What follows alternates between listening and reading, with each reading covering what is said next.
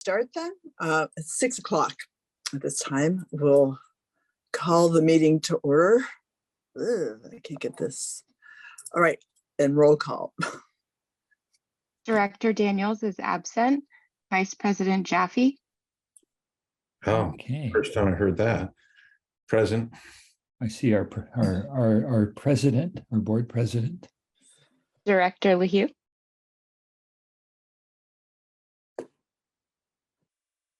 I I see Director LaHue. I see our board vice president.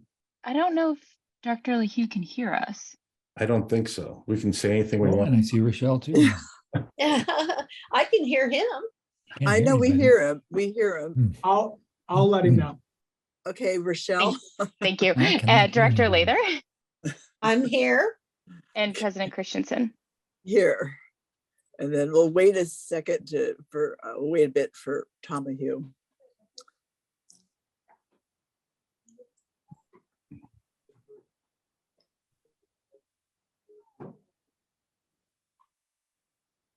Yeah, I would suggest it's give a minute, please. Uh-huh. Or you could continue on, Board President, if you like. Well, I didn't see any public attendees, so I'm not sure we have any comments before closed session, for closed session. So we'll wait a minute before we adjourn. I confirm with you, I see no hands raised and no public attendees. So, and did Tom, I know he's here because I saw him briefly flash in there. But I he assume can't he'll hear us. catch us up in closed Okay, session. all right, then we'll just adjourn right now. We'll adjourn from this and sign into the closed session. Okay. If everybody wishes to leave I'm the, here. we'll leave it. Oh, there you are. Yay, there you are. Good. Well, you're here, so we're adjourning to closed session. There are no comments before closed session. I don't know if he can hear us. I don't think you can.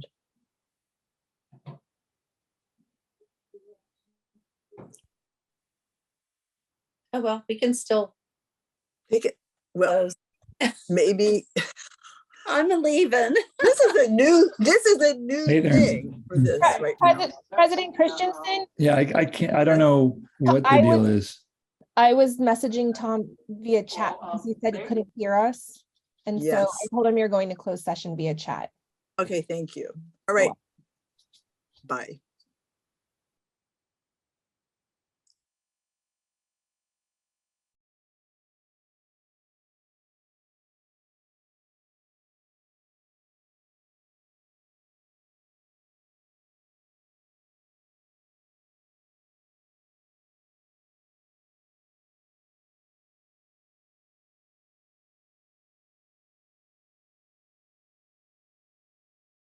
Okay, so we're on to, President Christensen, before we get started, I can report out a closed session if you'd like. okay, thank you. There's no reportable action. However, the board will be reconvening back into closed session at the conclusion of the open session. Thank you. And I'll add that I'm here even if I couldn't say that, and you can only see me on the previous start to the meeting. Okay. So we're on to item 2, public hearing. We have none. So we're on to the item 3. Does anyone wish to pull any board member wish to pull an item from the consent agenda? I would like to just pull 4.9 so we can, because it asks for a couple of board members maybe to volunteer or for that. So I just thought maybe it'd be good to discuss. Okay, Good Can you- point. okay. Anyone else? I think 4.9 was the one I wanted. Okay. Then I'll move 4.9. approval of the consent agenda without 4.9. Okay, I'll second. right, roll call. Director Daniels is absent. Vice President Jaffe. Yes. Director LaHue. Yes. Director Lather Yes. and President Christensen. Yes. So, So we do that at the end of the meeting, right? yes, we do. Do you have to do public comment on that? Mhm. We do not have any. Oh, looks like we have 2 attendees. I do know, not see any raised hands. Okay, Yeah, no, I checked that previously. I think we can move on to oral communications at this point. So are any, well, actually, we're in the same boat. Does anyone from the public, is there anyone from the public who wishes to make a comment, in oral communication? Okay, just pro forma. Okay, board members, does anyone wish to speak during oral communications? Nope. Nope. Yeah, I had an item, but I think I'll defer it so we can move on. I've got a quick item, Okay, and I was, Dr. Jaffe. I just, with all the rainfall we've had, I'd like to have a quick presentation about rainfall data from the different sources. I've been contacted by the public, and it's confusing. There are different sources, and I think it'd be good just to clarify what we, what source that we think is the best, and kind of discuss all the rainfall we've had. And perhaps if Bruce Daniels was here, he would talk about how the recharge doesn't equate linearly to the rainfall totals. Yeah. So Dr. Jaffe, for clarification, you're talking about whether it's rain gauge or CIMAS data at that level? Is that correct? Yeah. All right. And then that'll allow us to talk about the recharge also. Okay. Because I think there's a general sense that the drought is over, and that we no longer have a problem with water based on the last few days. Right. A common misperception, which we'll be addressing. All right, it's noted to agendize that item. Thank you. Okay, thank you. Well, maybe I'll just add my comment, because I was approached by several members of the public over this last couple of weeks about all of the water running down the creek not being captured for stormwater recharge. It might be time for a refresher on what are the problems of using stormwater in our district. Just a quick review too. I've explained it individually to people that you can take one look at the flooding, the overflowing creeks and rivers, and it's just terrible, turbid, silty water, and explain that individually. But I think it'd be good to remind people that that's not a easy to use water resource. Anyway, that's all. Great. That's pretty quick. Yeah. Okay. Item 6, District Council oral report.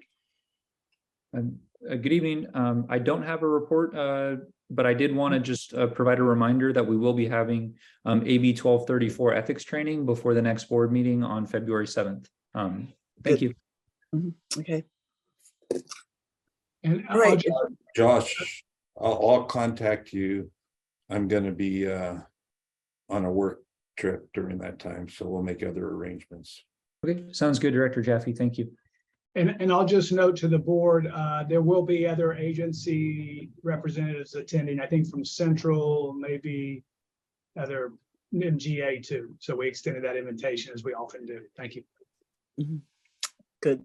Very good. It's a good reminder too. Okay, administrative business, item 7.1, there are no new conditional and unconditional will service to report.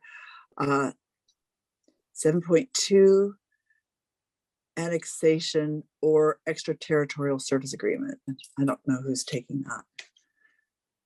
I'll kick it off, but I wonder, Emma, if we should promote Mr. Serrano to a panelist so that he can field any questions. He's with LAFCO and he's in the I'll promote him now.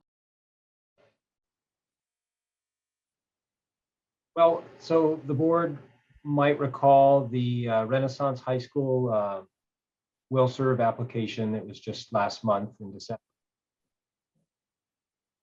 The board's direction was to approve a will serve letter, but I think it was understood that this parcel is outside the district service boundary. It is, however, within the sphere of influence, which I think attachment 1 documents that, the LAFCO sphere of influence. However, with it being outside of our service boundary, it still has to go to LAFCO for approval of either an annexation, and that would be expanding our service boundary, or what's called an extraterritorial service agreement. On Mr. Serrano and also our council to walk us through any funding required to justify or prove an extraterritorial service. I did include in the code section 56133 that does allow an extraterritorial service when there is a threat to health and safety of the public or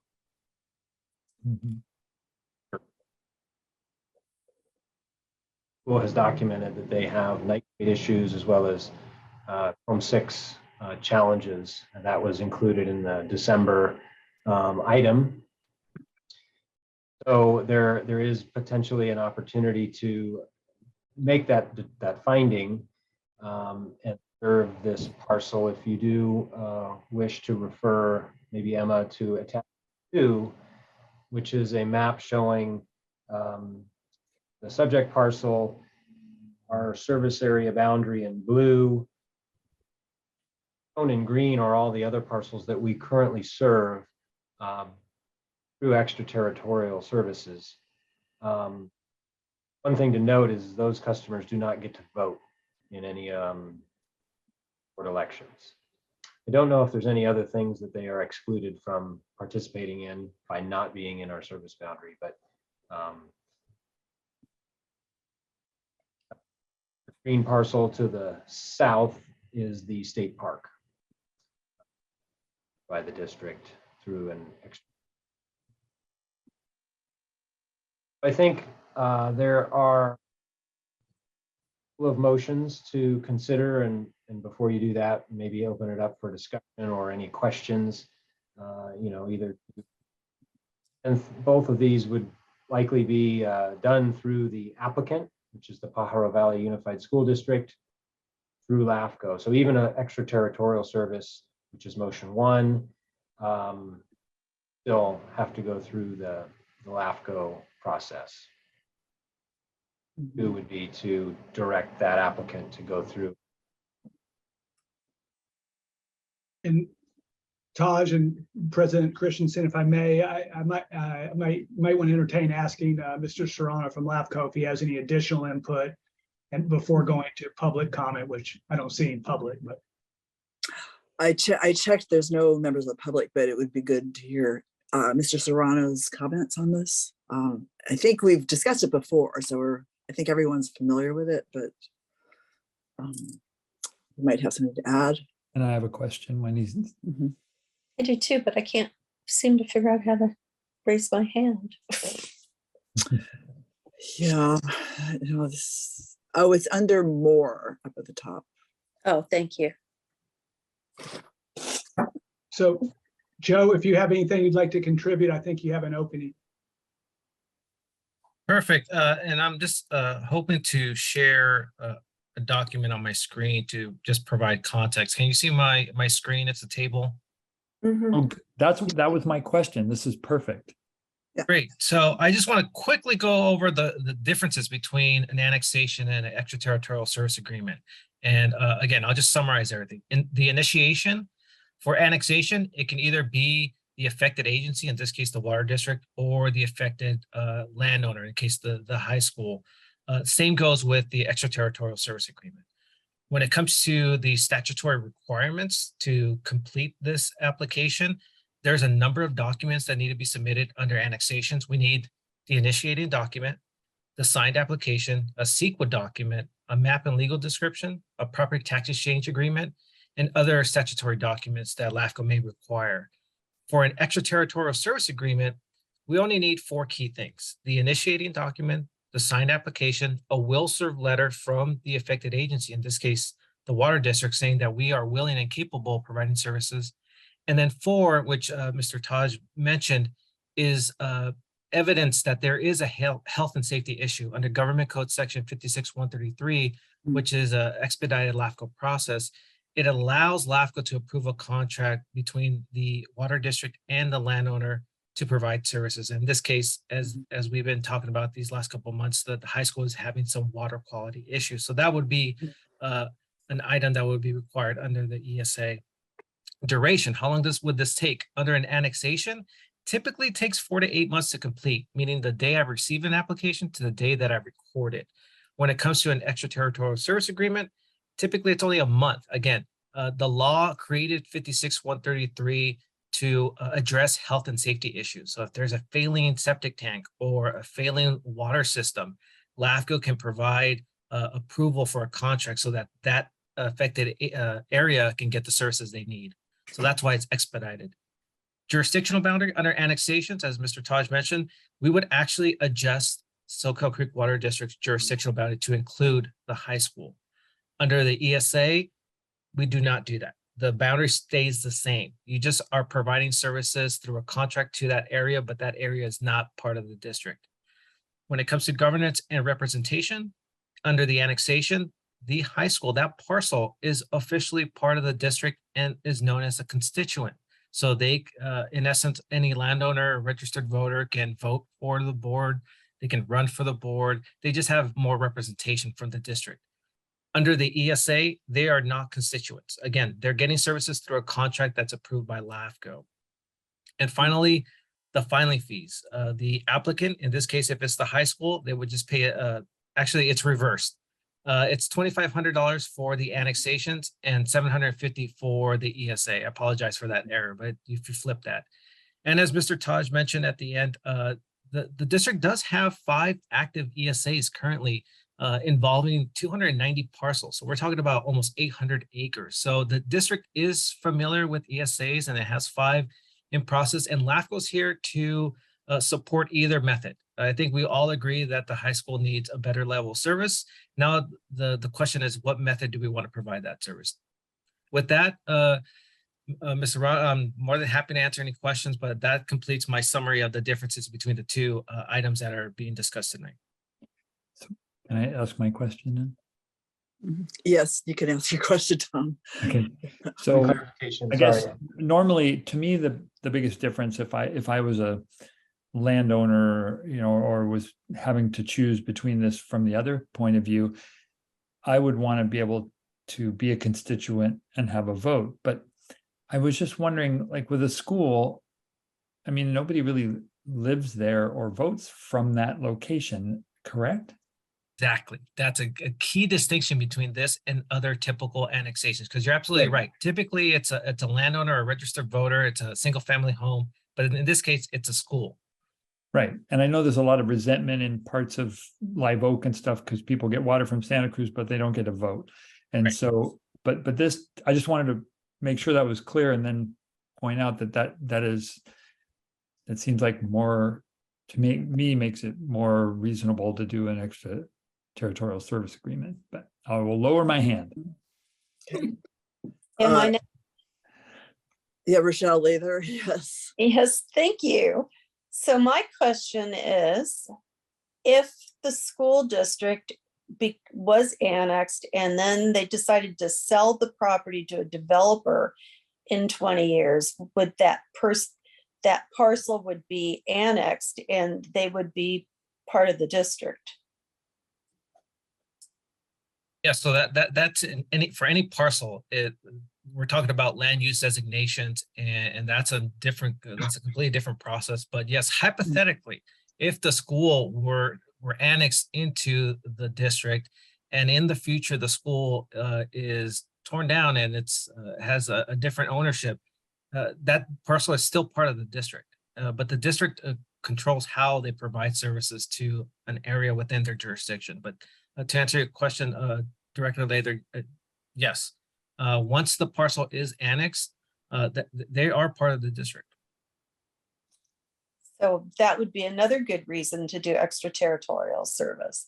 And my other question is I remember doing an extraterritorial service in my job, and there was a requirement that within so many months they would have to go through the annexation process. So you're not going to have to do that with this, right? So great question. Now, LAFCO encourages annexations. ESAs are meant to be almost like a precursor to annexations, but the only caveat under Government Code 56133 is subsection C, which says, however, if there's a health and safety issue, LAFCO, you should really consider helping the affected parties. And that condition of annexation is not 100% required. So I would like to encourage the districts to annex their active ESAs, but in this case, because it's a health and safety issue, I would defer to the affected landowners and the agencies to see if annexation is an option in the future. So another way of answering your question, Director Lather, is in the draft LAFCO resolution, I may have a condition in the resolution that says something to the effect of the water district should consider annexation in the future, but leave that open-ended to not have a deadline of within 2 years or 5 years. But I want to have that discussion of annexation. If it makes sense in the future, we should talk about it. But if it doesn't, then we'll talk about it a different day. But I do want to have that discussions in the future. Does that make sense? Yes, I just want to make sure it was clear. Yes, ma'am. So, okay, so that was two of us. Dr. Jaffe, do you have any questions? Oh, you do. There, I see the hand. Okay. Bruce? Muted. He's muted. I was sending my question telepathically. I can't understand. Almost got it. I almost got it. Okay. So The answer is yes, Bruce. my question is very similar to Rochelle's question on, what if well, maybe I should first ask, what is the zonation for this parcel? I should know it, but I don't. Is it specifically for a school, or I don't have the pre-zone or the land use designation in front of me, but I would assume it's school related, and because it's unincorporated territory. We're talking about going through the county process, and changing land use designations is not something that happens frequently. But I do not know the land use designation at the top of my head. I apologize. right? Well, because basically, I wanted to know if we do an extraterritorial service agreement. That's a mouthful, and just like the question that Rochelle asked, and the parcel is sold, and hypothetically, it could either result in less water use or more water use. And if it were to result in more water use, are we, because we're annexing the parcel, not the school, then are we obligated to serve whatever land use is there? So no, when it comes to the LAFCO process, one of the LAFCO powers is establishing conditions. So for an ESA or for an annexation, if the district is worried about potential change of ownership in the future, where it may cause an increase in water supply demand, we can include language that says that this providing services to this particular parcel is within, involving only the high school, and, or you can say, you can put a limit on the water supply. That can be done for the annexation process or for the ESA to again, make it clear what the intent of what the district is willing and capable of doing. So we can add language that makes the district comfortable to prevent any future changes that would negatively affect the district's water supply. Okay, yeah, I'd like to see that in the agreement. And we can definitely work with your staff on establishing that language. Okay, thank you, Joe. Okay, thank you. Well, I had similar questions. I was initially in favor of the extraterritorial service agreement for the school because of the immediacy of their need. But I had some other basic questions about their current water supply, like if we annexed it, would that be, where does their water regularly come from, and how is that handled? And I know it's unsafe at the moment. But we're considering a Chrome 6 project, for example, to remove Chrome 6 from some of our well water. I was wondering if what their water situation is at where their school is. So, Raj, you want to take that? Okay. Oh, thank you. Yeah. Currently have a well. A sole They- source of water is a groundwater well that does. And do they have a swimming pool too and things like that for regular school? Oh, gosh. Raj, you're hard to hear. You may want to get closer to your mic. Yeah. Hey, I'm not aware of a swimming pool. Okay, I was just curious whether it's a regular high school. I don't know too much about the school. But I think the district will come to eventually to a review for annexation of several of the, a lot of the area in that part of the county. But I think it's premature to do that now. So I would be in favor of the annex, just the extraterritorial process for them so that they can get fresh water immediately or as soon as possible. But anyway, are there any other comments here, or would you like to add anything else, Taj? I wanted to answer Director Jaffe's question. Mm-hmm. Okay. Public and community facilities, PF, covers administrative offices, cemeteries, churches, community centers, fire stations, hospitals, libraries, nursing homes, parks, and schools and colleges. Okay. As well as water districts. We're a public. And that is reassuring. I'd still like to have if we go with an extraterritorial service agreement, still have language in there that has a caveat of an increase in water use. You know how you would word it in a motion? Off the top of my head, Oh, I'll just direct staff to okay. put into that. Yeah, I'm thinking, because water use can vary in students, but that is in line with the population of the school, and we can put some cap on it, but I want to be careful how we do it, but we understand the intent. It doesn't even have to be a set number. It Okay. could be qualitative. Okay. I'd be satisfied with that, and I think that'd be smarter. to Okay. do that way. So if the expected use changes to what would be an expected higher water use function, how Be they're, reevaluated or yeah. Mhm. Should be in alignment with a school of such and such a size with the acreage associated. Okay.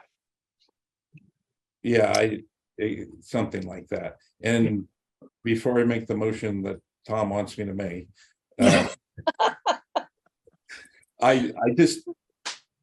I'm curious about the green in attachment 2. Mhm.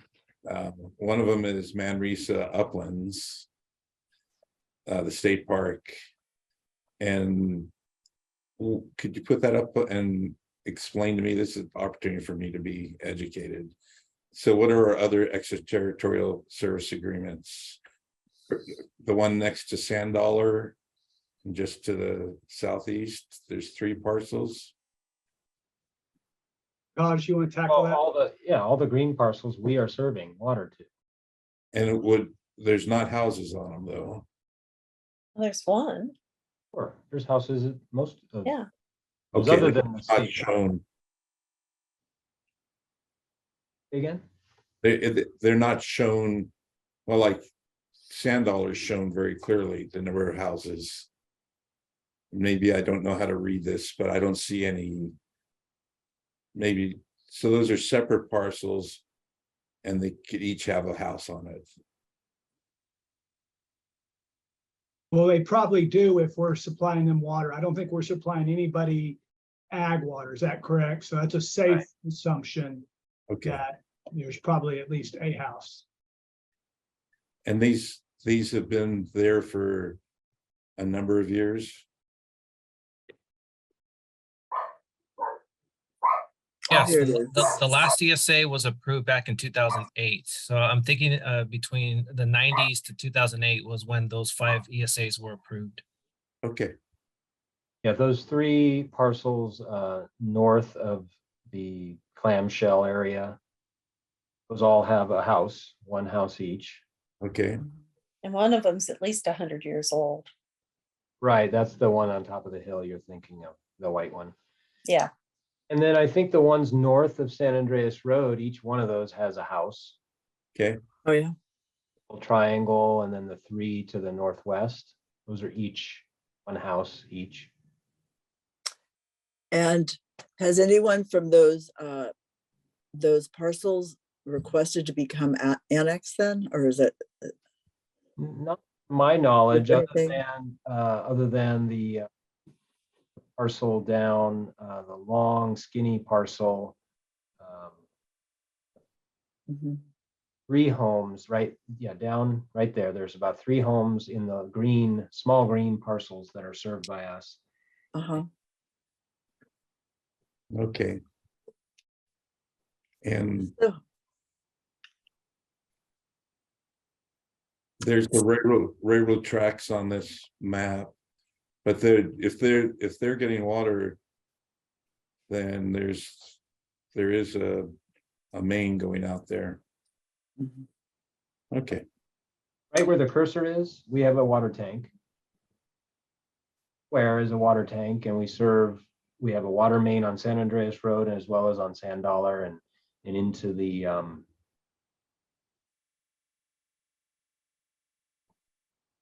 You're Our current main takes a turn right before the school, I think, by maybe 50 yards or so. Taj Okay.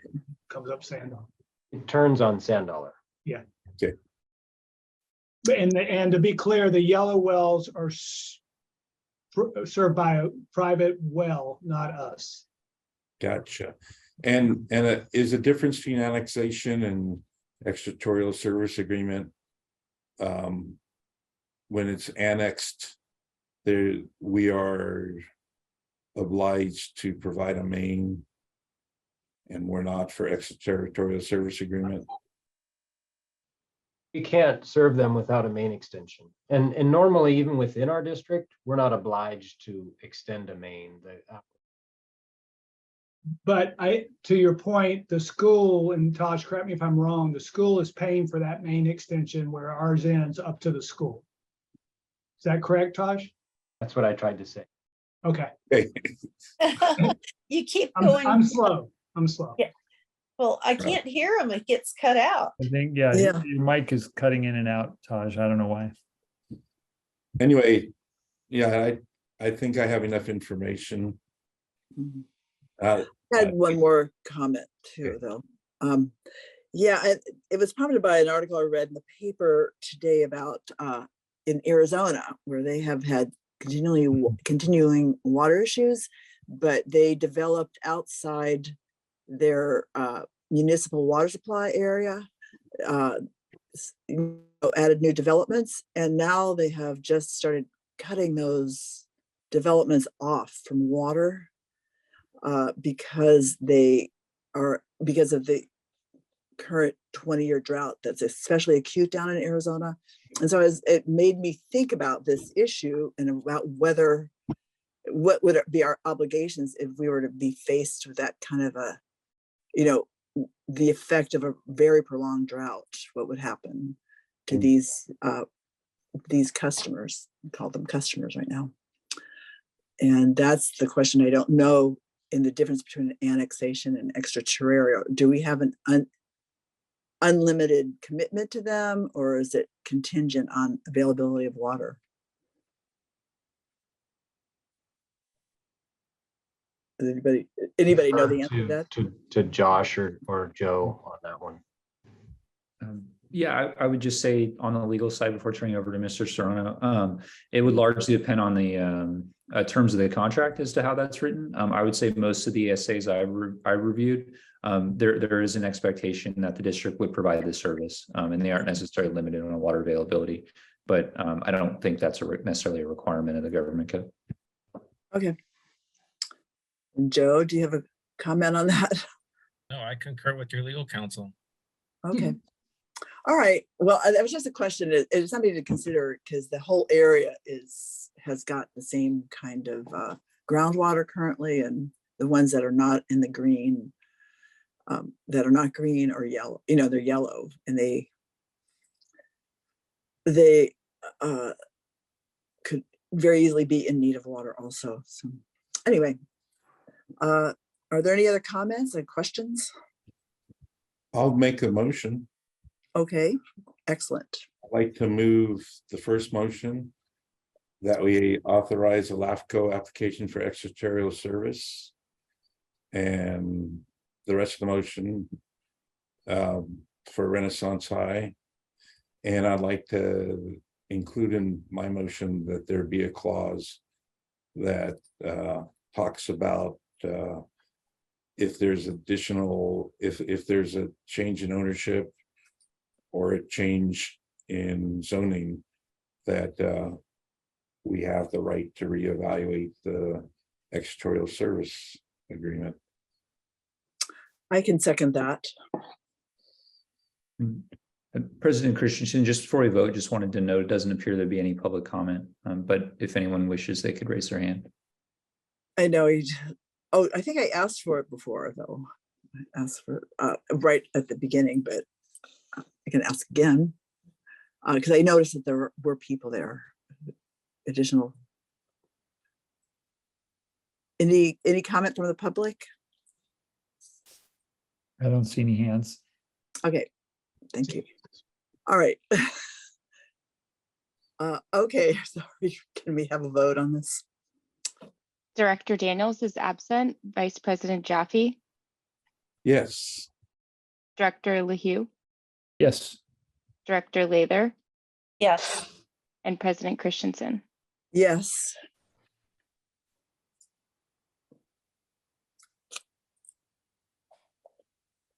All right, so that we're moving on to the progress report on the AMI. That'll be really timely also. 7.3. Hi, good evening, everyone. Hello. I'm Shelley, the Water Resources Manager. And I wanted to introduce this item. It's an update on the estimated water savings from our metering system upgrade to advanced metering infrastructure, or AMI. We initiated that project in 2019 and it was completed in 2021.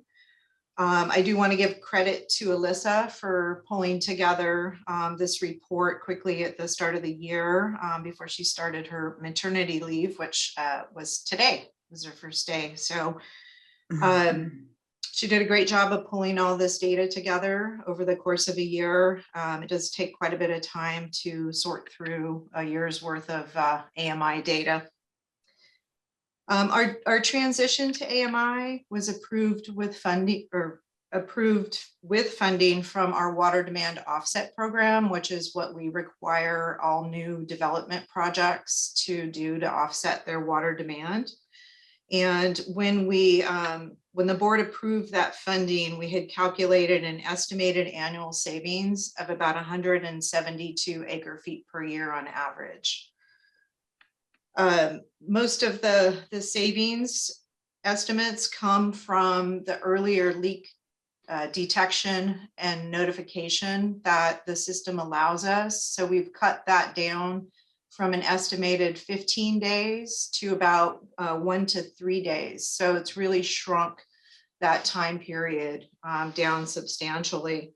And we're able to notify the customers much more quickly through the WaterSmart portal. There's an automated notification to them as long as we have an email address on file. They will get the alerts, and if they're registered for WaterSmart, they will get additional information and resources to help them really find the leak and get it resolved quickly. What we're finding in this analysis and the prior one is that the system's really producing huge improvements in leak detection, reducing high water use, and improving customer communication. It's also really cutting back on customers' bills due to leaks and high usage, and that is a very good thing, given the cost of water. So what Alyssa's determined through this analysis, which covers calendar year 2022, is that the water savings, there's two methods that she used to analyze the savings. One of them resulted in a range of about 149 to about 260 acre feet.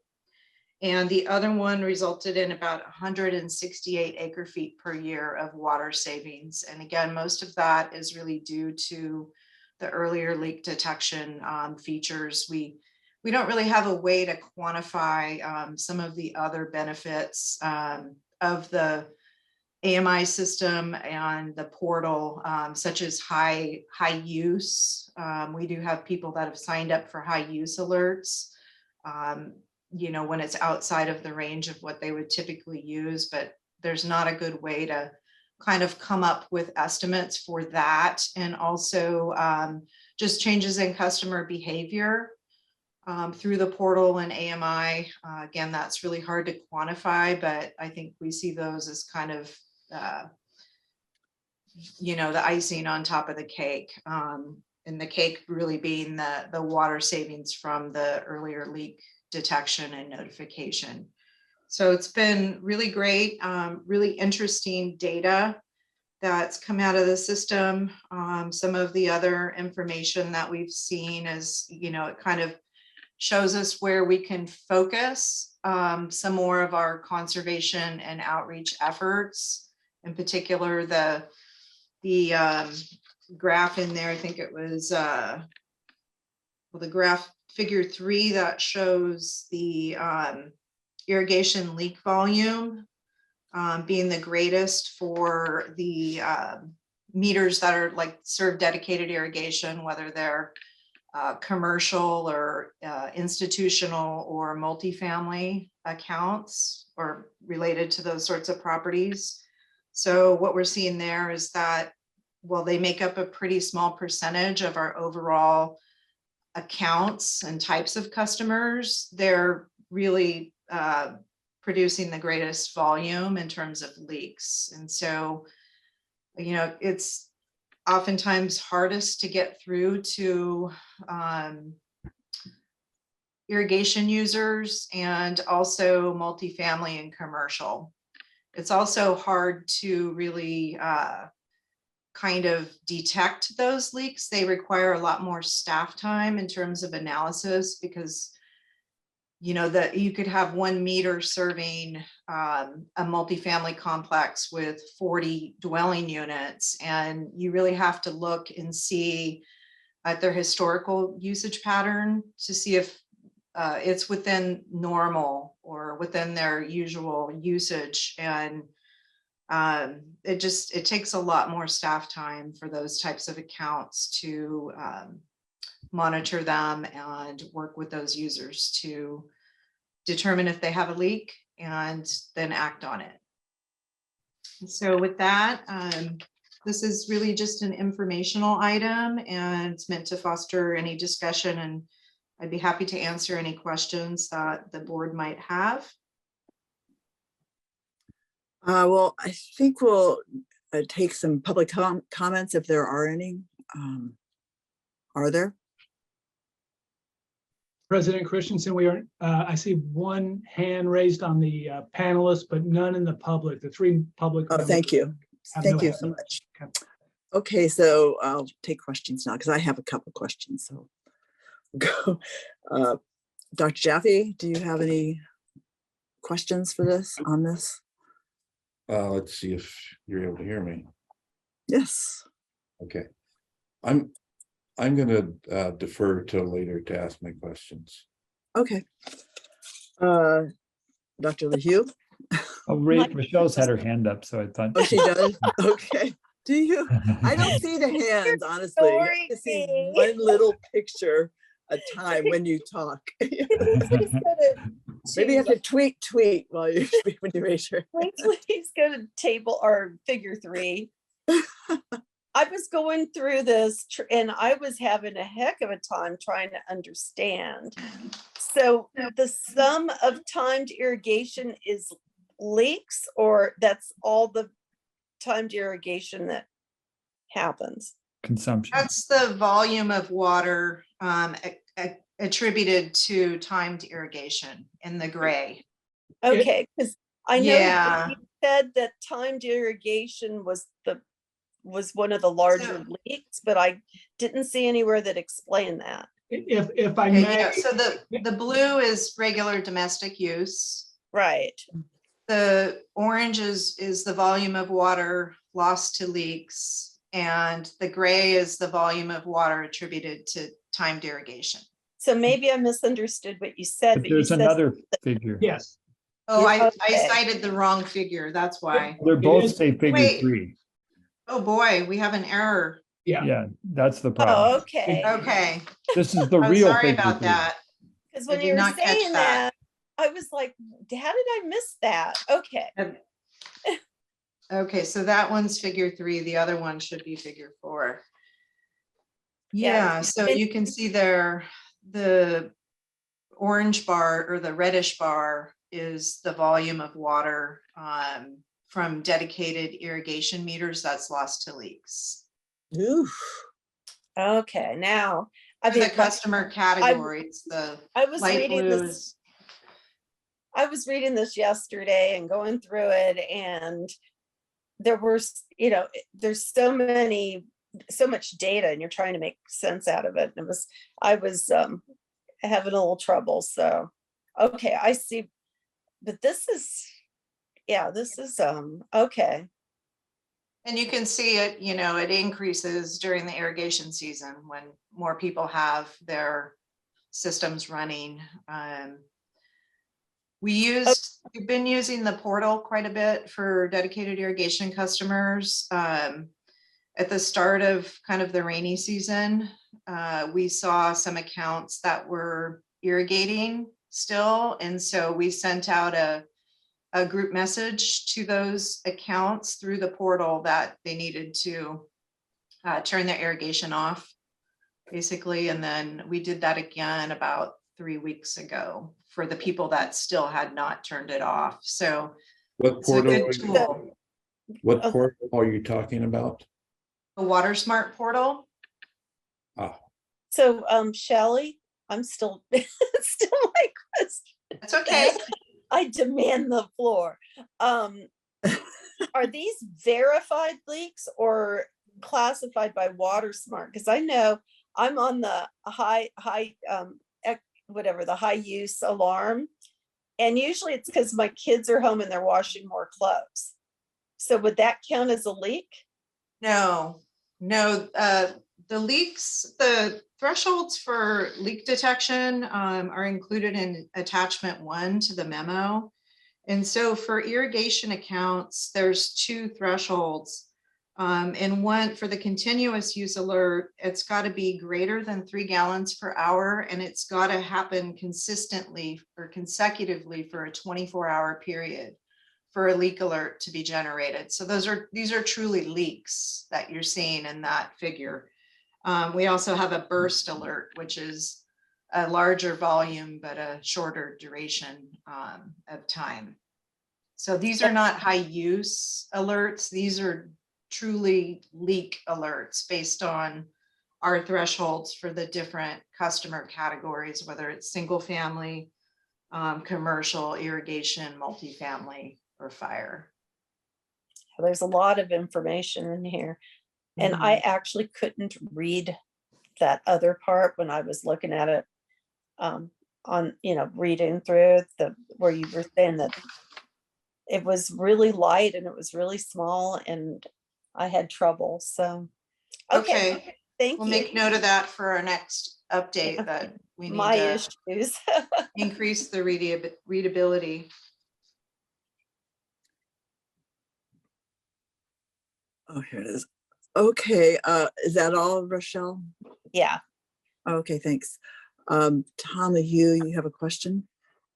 Just, actually, no, I was just gonna thank Alyssa, even though she's not there, for putting this together, because I think it takes a lot of analysis, and for me, it's really nice to see that our estimates of, even though we were trying to be conservative and only have them credit for 50% of the used, I think the fact that it's worked out pretty close to what their estimates were is great.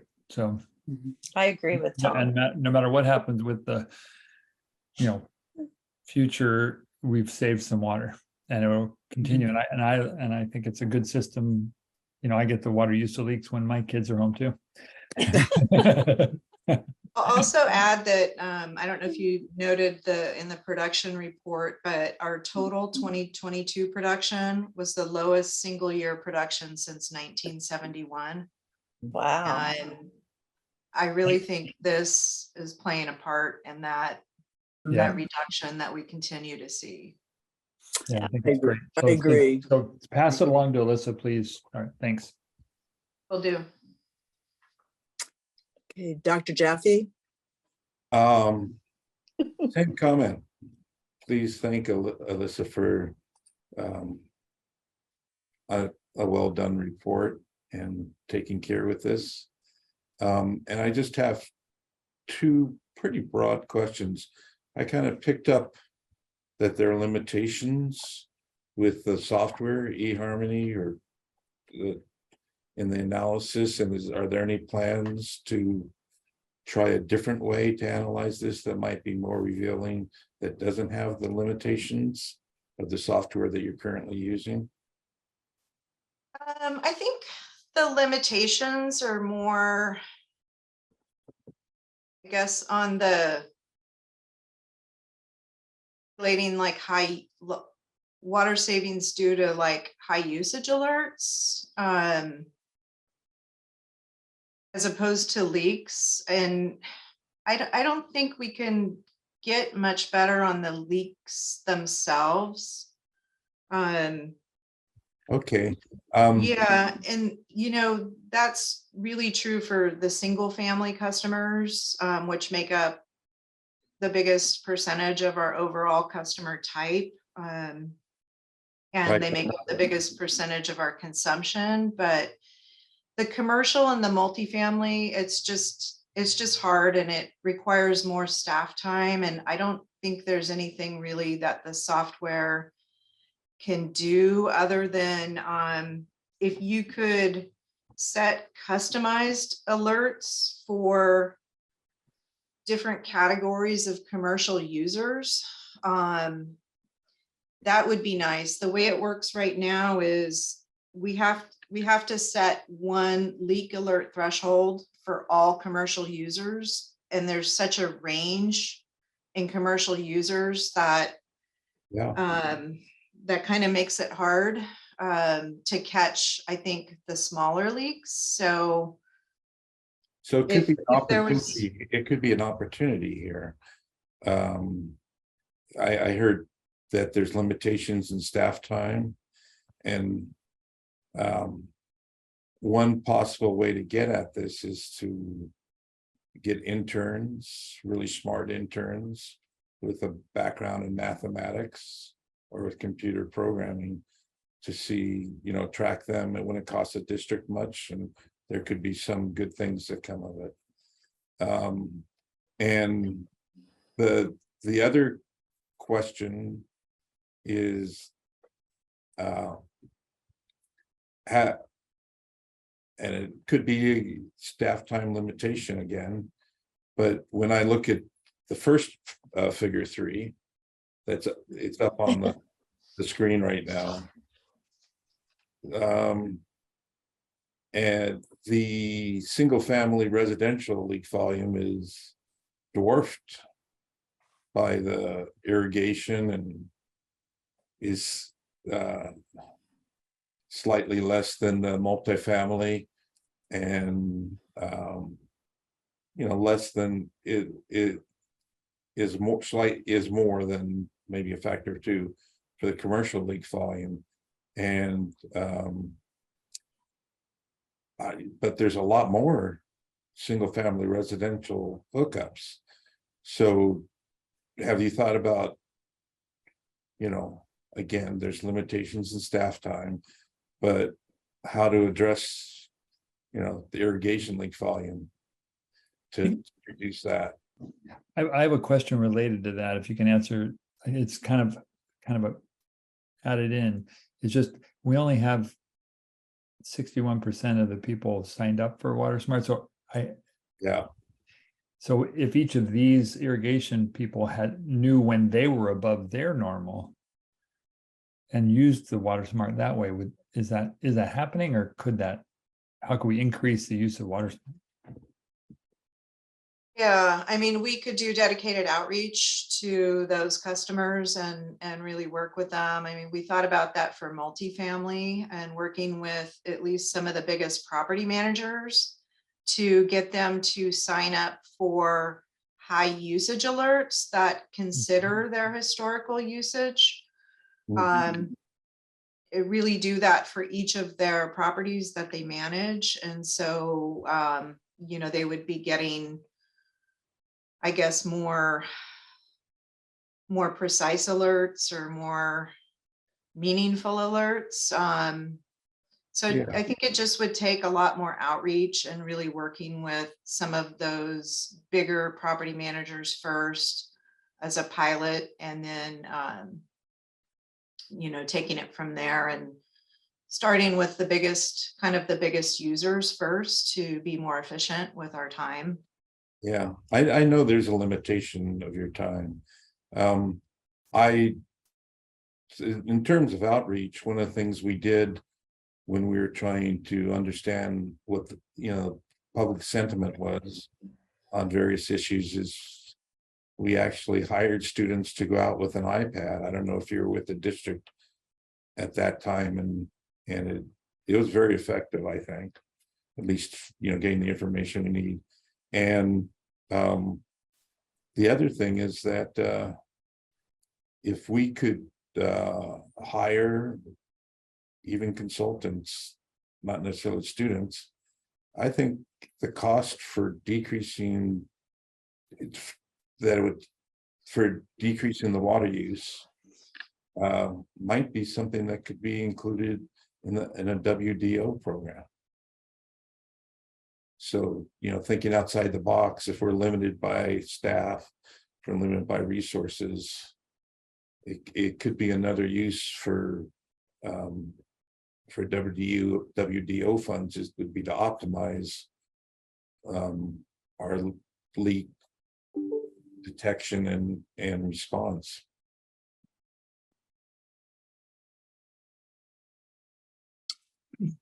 So you've done really well.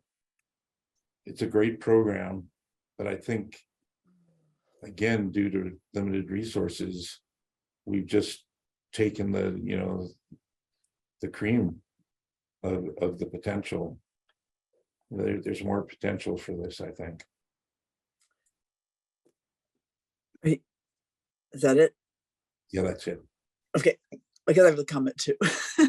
I had another customer contact me about this very item, and it was a catastrophic water leak, and he said he didn't receive any notification until it was like 12,000 gallons of water lost. And so I was just curious, it caused me to wonder, what is the protocol for leak notifications? What are those notifications, and how frequent are they, and where do they go to the average customer if they haven't signed up for WaterSmart? If we have an email address for a customer, a leak alert will go out for all single family customers, dedicated irrigation, and fire automatically through the portal. But whether somebody opens the email or not is one question. That sometimes happens. And so then staff does follow up, especially if it's a large leak. We do a lot of follow up because people have not opened. We can tell if they've opened their emails or not. So we do a lot of secondary follow up calls. That way, if we can't get people through the phone, then and it's a big leak, we roll a truck and we leave a door hanger. Or if it's a small leak and we can't get a hold of anybody, their contact information's bad, we roll a truck and leave a door hanger. So, yeah, I don't know if in this particular case, maybe the email was bad or the person didn't open it, or how long what the circumstances might have been. Maybe it started on a Friday after 5 and nobody monitors the system and there was no automated alert going out. And so we might not have followed up on it until a Monday or a Tuesday if Monday was a holiday. So there's all of these. I think that might have been what happened then. So it's like things get stopped on weekends and holidays a little bit. Well, Shelley, I think you should clarify that, because I'm sure that's Dr. Jaffe's question. The alert goes out regardless to the recipient, the customer, whether we're here at work or not. Correct, but if there's no email, we don't have an email on file, then they don't get an automated alert. Right. Oh, okay. Yeah, so I was trying to figure that one out too, like what happened, because I know I have the opposite thing. I get so many alerts that for high use due to kids using water and stuff like that. But or I've set the alert level too low, and so sometimes I don't look at it.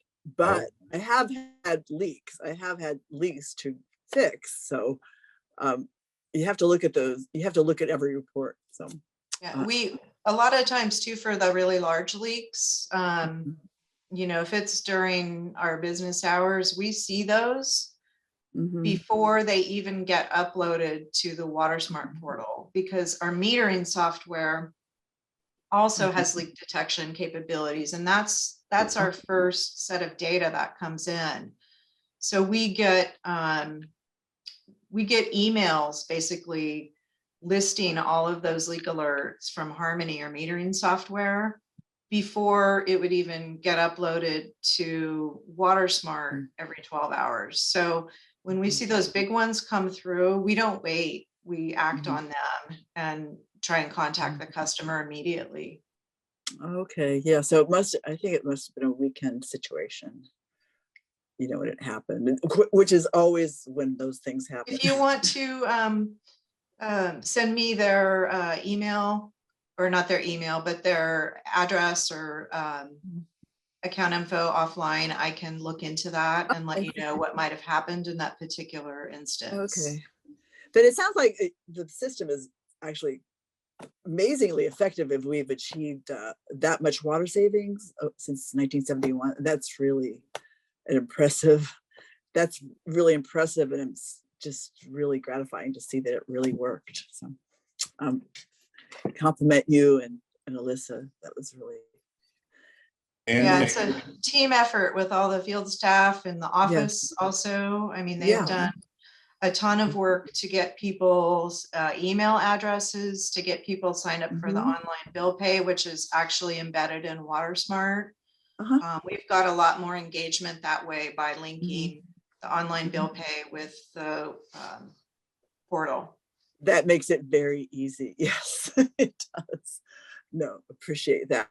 In fact, I was 4th of July standing next door and at neighbors pipe, the pipe from the meter to the house blew right in front of us, and then someone said, call the water district, call the water district. And like water district representative showed up, helped turn off the water, and it saved a lot of money for those people too. They weren't there. People weren't there. You don't need water hard if you're standing there. I know. It was just so we didn't get to test out the water smart system in that particular instance, but it was but it's still, the whole district is working in concert. It's nice to see. So my comment, Ron, wasn't the same one that you had. I just wanted to kind of get a little bit, we've talked about a lot. My comments are that there could be improvements to algorithms, and there should be consideration of how to go after the irrigation leaks and multifamily and commercial. But I wanted to reiterate, Tom's comment that we just don't have everybody on Water Smart yet. So ways of improving how we do that, and whatever it takes, I think should be a high priority. And yeah, it's a great program, and I think it could be even greater. So I'd like to see improvements and get our water use below. I don't know what year it'd be. If we're below 1971, that's pretty impressive, but maybe we can go back in time even more and get the water use down. Yeah, anytime there's waste, you want to cut out the waste, at least reduce it significantly. So we do a lot of like general outreach. We've continued to try and get people to register by, putting articles in the Quick Sips and information online. And anytime, of course, we engage with customers about leaks or the portal, we're really pushing for people to register for the portal, not just provide an email. We're never going to get 100% engagement. We do have a lot of people that don't use computers all the time. We get, people, there's no email, and you call them and, they're just, I don't use computers, so I'm not going to give you my email, but, we try and work with everybody one way or the other, whether it's through the portal or on the phone, and just, always pushing for people to be efficient with their water use. Yeah, that's what, and that kind of your statement that people don't use computers, I think that's true. A lot of people are just on their phones, so we don't have an app yet, correct? And There's not an app. I mean, they can use their phone and go to the online URL. Easy as possible. But when I say people don't use computers, we have an elderly population too that does not use computers. So or cell phones. Yeah, but I'd like to agendize how we can get an app. I think that would be a big jump from is it 61% right now? Yeah. And I agree, we're not going to get to 100%, but if we can get to 70 or 80% by having an app, I think that's a high priority. we have a follow-up call with Water Smart in, I think, a week or so. And the last time we talked to them, they did not have a mobile app, but there may be enough of their clients now that are asking for it that they're working that way. Sorry, there are students at UCSC that could develop an app very quickly. They're really, really smart. That could do that, and it wouldn't cost the district much money.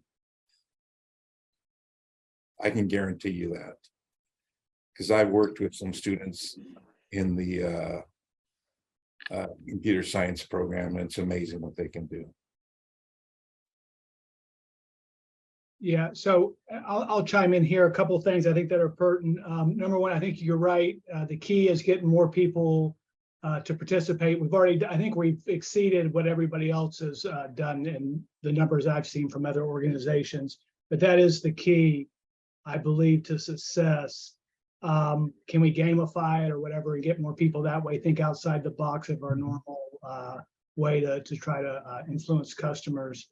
And then the other thing I'd suggest to the board, and I know Leslie and Shelley and I talked a little bit about this, is when you see the amount of water going to leakage and irrigation, when they only use, I'm going to say 12% of our water, maybe 15% max. I don't know, Leslie, you can help me, but it's disproportionate, right? Greatly disproportionate.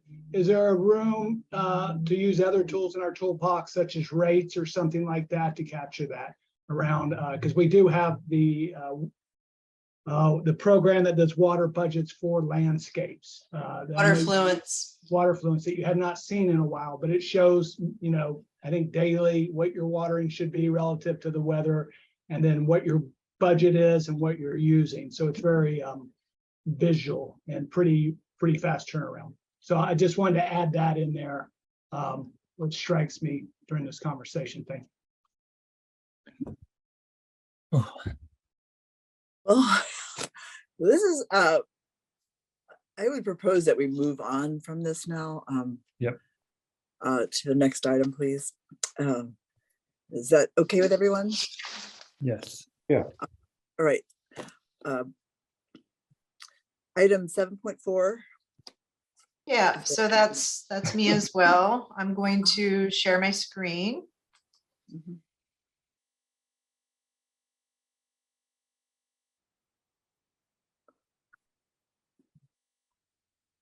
Mhm. Where is it? Uh-oh. Should be at the top. Oh, wait, Okay, there we go. Okay, agenda item number 4. So this is for the board to consider approval of professional services to conduct the Santa Cruz Mid-County Regional Water Optimization Study. And before I get started, I would like to mention that one of our agency partners, the city of Santa Cruz, is also on the call tonight, and that's Heidi Lukenbach, the Deputy Director, Engineering Manager with the city. The city is also partnering with us on this project. So thank you, Heidi, for being here, and we're really excited to partner with you and the city on water reliability for our region. Also attending tonight in support of the item is Jenny Gain, the project manager with Brown and Caldwell. And thank you, Jenny, for joining the meeting tonight. On here. Why is my screen not? Oops, it did advance. It was slow. There we go. So the purpose of this item is to just bring you up to speed on our procurement and selection process that we've undergone to select a firm to get to this point tonight to conduct the study, and to present the scope of work and budget from Brown and Caldwell for your consideration and approval.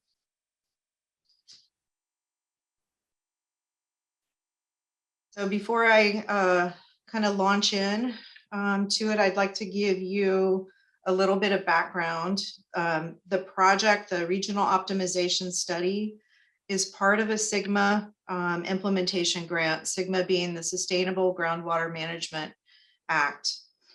In 2022, the Santa Cruz Mid-County Groundwater Agency, or the MGA, was awarded a no-cost share grant in the amount of $7.6 million from the Department of Water Resources for the optimization study and some other projects in support of our basin's groundwater sustainability plan. So really implementing the plan that is going to bring our basin into sustainability by 2040. The grant has 5 components. Each have a scope of work, budget, and assigned implementing agency. You may remember in November, we brought to you a request to approve a local project sponsor agreement with the Santa Cruz County MGA to serve as the implementing agency for the optimization study component and a couple other components that the district is carrying out. All work under this Sigma implementation grant is to be completed by April 30th, 2025. This just shows the various components of this implementation grant. Component 4, the one that's highlighted there in green, is the item that's before you tonight. That's technical development of groundwater sustainability projects under the GSP and management actions. And that's a $1.9 million grant to be implemented by partners, the district and the city. And it's a 50-50 cost share up front, but then we will get reimbursed for that money from the state and the MGA. There's a few other components here. The district is the implementing agency for components 1 and 3. And then the city has component 2, and the county and the MGA are implementing component number 5.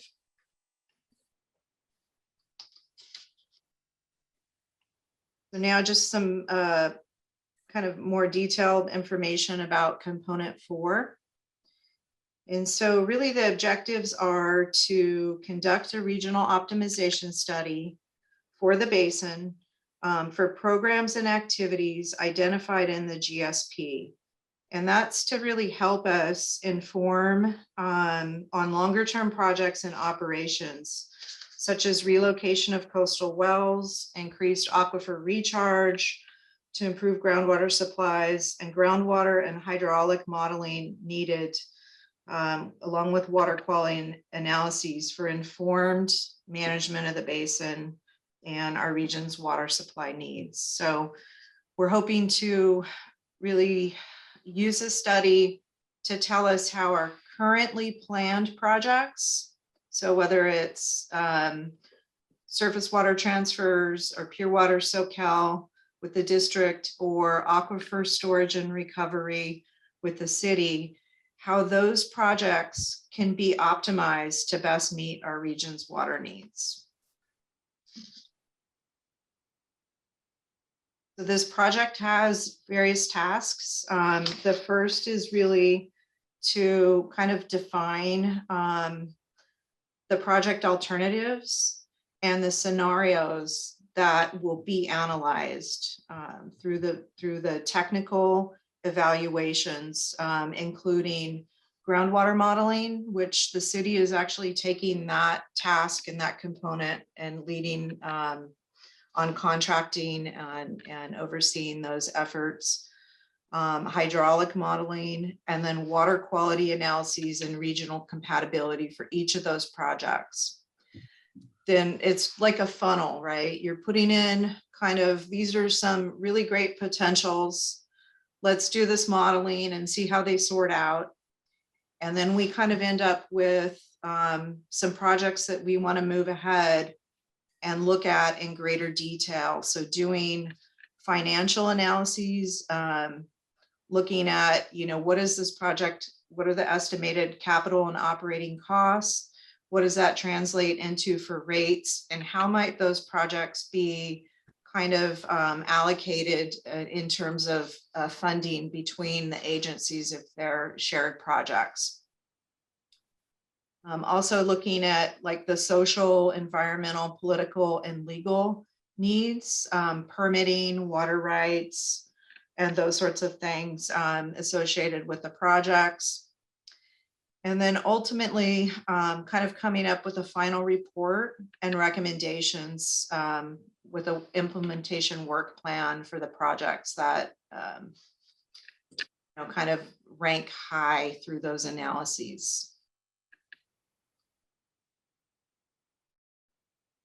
The procurement and selection process that we've gone through, we started this back in August. We asked you for approval to solicit proposals to conduct this study. And then the RFPs were released on August 17th. We got back 4 proposals in early October and spent a few weeks reviewing those. Both the district, the city, the community foundation, in support of the MGA, participated in that review process. And then we brought in 3 firms to interview and get more details on, and really kind of learn more about how they're proposing to conduct the project.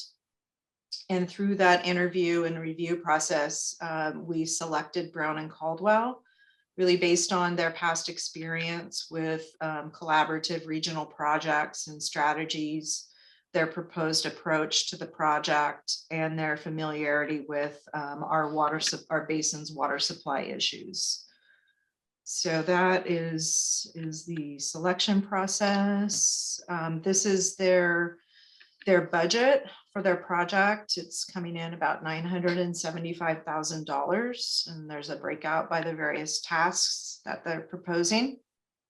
The scope of work is included as attachment 1. It's pretty detailed. We've spent the last probably 3 weeks to a month working with the city, with Heidi at the city, and Melanie and Jenny and Rob Swartz with the Community Foundation to really further define that scope of work into what you see in the attachment tonight.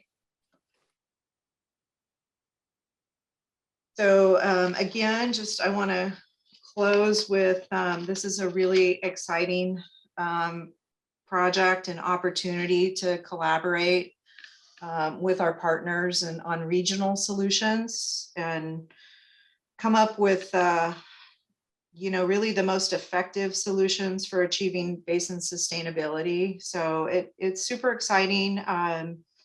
There's a lot of moving pieces to this study, which it makes it really exciting. The best thing is that it's 100% grant funded, so there's no impact to our ratepayers, which is excellent. And just looking forward to getting this going as soon as possible. It's an 18-month schedule, and we'll have to really keep especially the modeling pieces on schedule to meet that 18-month kind of goal to have a final report. So the motion before you tonight is to authorize the board president to execute the district's standard professional services agreement with Brown and Caldwell, approve the scope of work as presented, and authorize the general manager to sign a purchase order in the amount not to exceed $974,893. And that concludes my presentation. Thank you. Thank you. Are there any questions? Are there any comments from the public here? Director Lather, I only see one hand raised, and that's Dr. LaHue from my end. Yeah, okay. Got that taken care of. All right, are there any questions from the board for this? And Heidi Leckenbach, oh, she's still here. Leckenbach is still here to answer any questions on this. I don't see any questions. Yes, and Jenny Gain also from BC is here. And Jenny Gain and from Brown and Caldwell, thank you. Okay, just get this little pop-up list here. All right, there's no comments, then do we have a motion? I So have you, Oh, there's your Oh, comments. there's a Carla. comment. Oh, there you are, okay. can There's you three see the hands up. pictures? Can you see the pictures of everybody on your Oh, screen? she doesn't have it set that way. Yeah. Okay, So you because have then you three- could see who had hands raised. And Yeah. Yeah, well, I was Emma- looking at the list, but no one had their hands raised at the time. But There's- so- Yeah, Yeah, So- well, you do have 3 hand raised. You have your 3. I do. fellow Okay, we'll board start members. from the Okay. top. Bruce, Dr. Jaffe. All right. So, So my question is on task 4. Perform, coordinate, analyze, and summarize technical evaluation. And that is, let's see, you can put that up. It's page 166 of 183. Yeah, so you're talking about in the packet? Yeah. Okay, I'm gonna stop sharing then. Yeah, we'll go back to Becca, and if you could pull up those pages, Becca, that'd be awesome. 164, I believe. 166 of 183.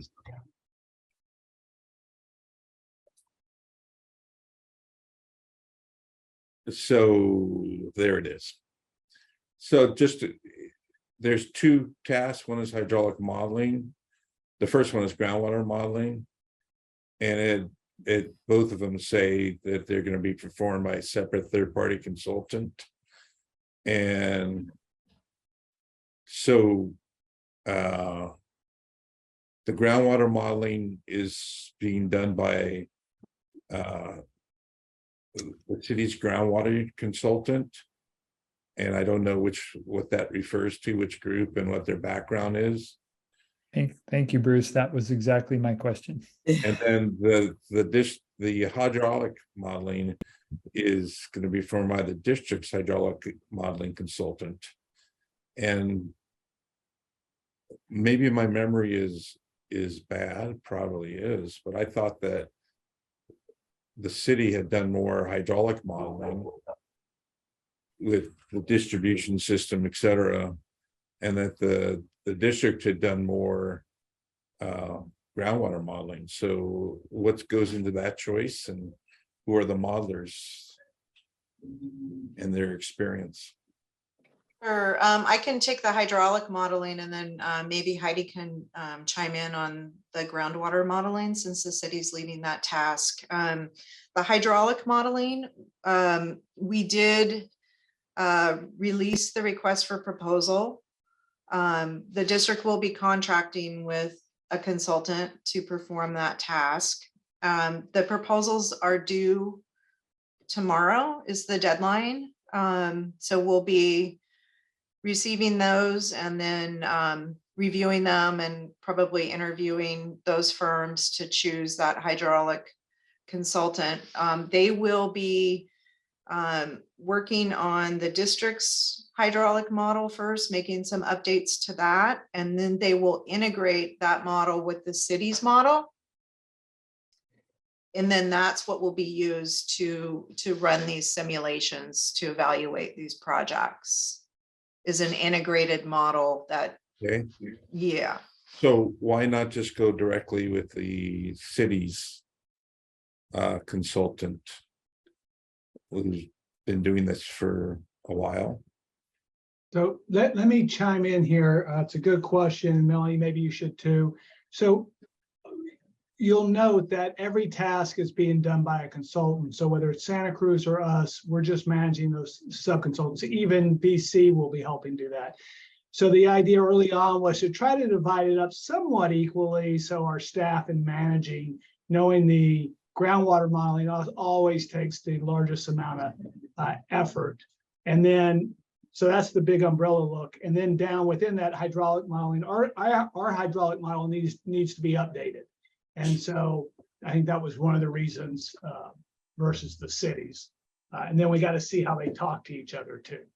Okay.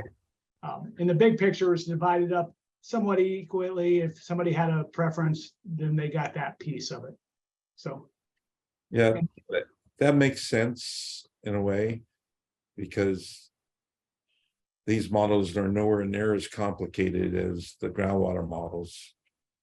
So I don't know whether Heidi wants to comment on the city's groundwater consultant, because it doesn't say that the city will manage the groundwater consultant. It doesn't say the district will manage the hydraulic modeling consultant. it says the city's groundwater consultant will model. That was the confusing part for me too. Heidi, can you address that, how that works? I think. Yeah, yeah, of Yeah. course. And I guess I do want to parrot what Ron said with respect to the hydraulic model. We have, as you know, had integrated hydraulic models. And I think at that time we both used Soquel to do that body of work. And again, as Ron said, we were trying to equitably split out the dollar amount of this task between the two agencies, but also have it kind of make sense. And I think with respect to the hydraulic modeling, because the district has a little bit more work to do, I think it had to do with the version of hydraulic model that's being utilized at this time. That made sense for the district to take on that piece of work. And then we decided to do an open solicitation for the hydraulic modeling, like Shelley said, but that's different than the groundwater modeling. As a staff working group, but also including Ron and Rosemary, we agreed that the groundwater modeling that was done for the MGA and that has been done for the district and for the city over the last probably at least 10 years by Hydrometrics and now Montgomery, it made sense for us to sole source to that firm. So that's what we've been working on. We have been working collaboratively with the city and the district to develop a scope of work with Montgomery, with Patrick, with Cameron and his colleagues. So it may be that it should say here, instead of the city's groundwater consultant, it should maybe say the MGA's or the region's groundwater consultant, because we will sole source. Okay, with that would them. have, yeah.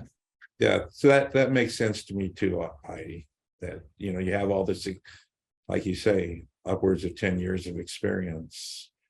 It would take a long time for a new modeler to come up to speed. There'd be advantages having somebody else do it for comparison purposes. Yeah. But it would be a huge task. Yeah. Okay, those are my questions. And you handled mine, so thanks. Okay, So- Rochelle, Director Lather. Yeah, I had kind of a similar question for that part, and I was just getting confused about who the cost share. I think I figured it out. I have some technical difficulties at my house, so I had to go through the report on my phone to find the place where I was confused. Okay, so I think I figured it out. You guys have figured out like what the cost is for anticipated to be for each of these parts, and then they're doled out 50-50 as far as cost. We're aiming for that, yeah, but at the end of the day, it's all grant funded, so you Right. know, neither the cities nor our ratepayers are ultimately paying for this project. As long as this total ends up to being the total of what the grant is. Each yeah. get reimbursed for our expenses, so. But there's a um, limit to the price that you get reimbursed. Yes, yeah, it's $1.9 million total, and then, yeah. Yeah, so when I saw the 1.9, and then I don't know, I was thinking, okay, half is 9 something, and then the other half's 9 something. Yeah, that adds up to 1.9, right? But I'm thinking too much. So thank you. Shelley, can I make 2 other comments on this item? Yes. Sure. yes. The first is that with respect to the dollar figure, and Ron, correct me if I'm wrong, but we talked a lot about equitably splitting the full $7.6 million. So the math might not necessarily work out on this particular task, but if you look at all of the items that Shelley shared, the Cunnison well and the Bells well, I think the math will work out a little bit better for us.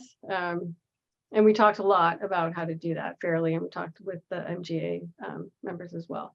The other comment I wanted to make was, as you know, the city is member agency in the Mid-County Groundwater Basin, and also we're a partner agency in the Santa Margarita Groundwater Basin.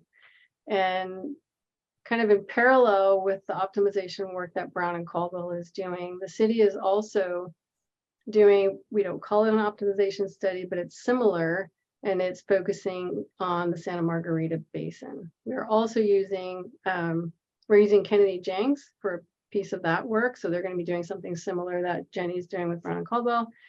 And we're also using Montgomery and Associates for the groundwater modeling. And I bring that up because we will be reporting out to the Water Commission and Council what not only we're seeing in the Mid-County Basin, but then how that fits into filling our water supply gap that may need to include both basins. We think we can fill half of our gap by partnering within the Mid-County Basin, but we need to look elsewhere for additional supplies. And I just bring that up so that as you hear reports out potentially with these other projects, that's kind of how those pieces fit together for us. Complicated. That sounds like a great plan, and we, you know, it's we really- we do have to, you know, answer to our customers, but thinking regionally makes the most sense.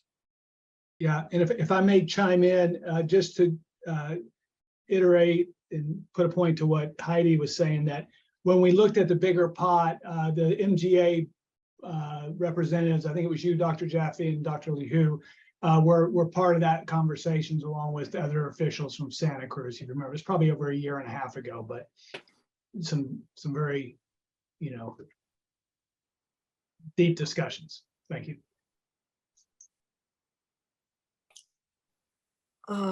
Okay. Well, thank you. That answered a lot of my questions, actually. So, I'll move to approve. Oh, yeah, thank you. Second, Bruce? Second. Jeff? Yep. Oh, Tom, you, okay. You have a motion to second for this? Can we have a roll vote on this? No. Director Daniels is absent. Vice President Jaffe, Yes. Director LaHue, aye. Director Lather, Yes. and President Christensen.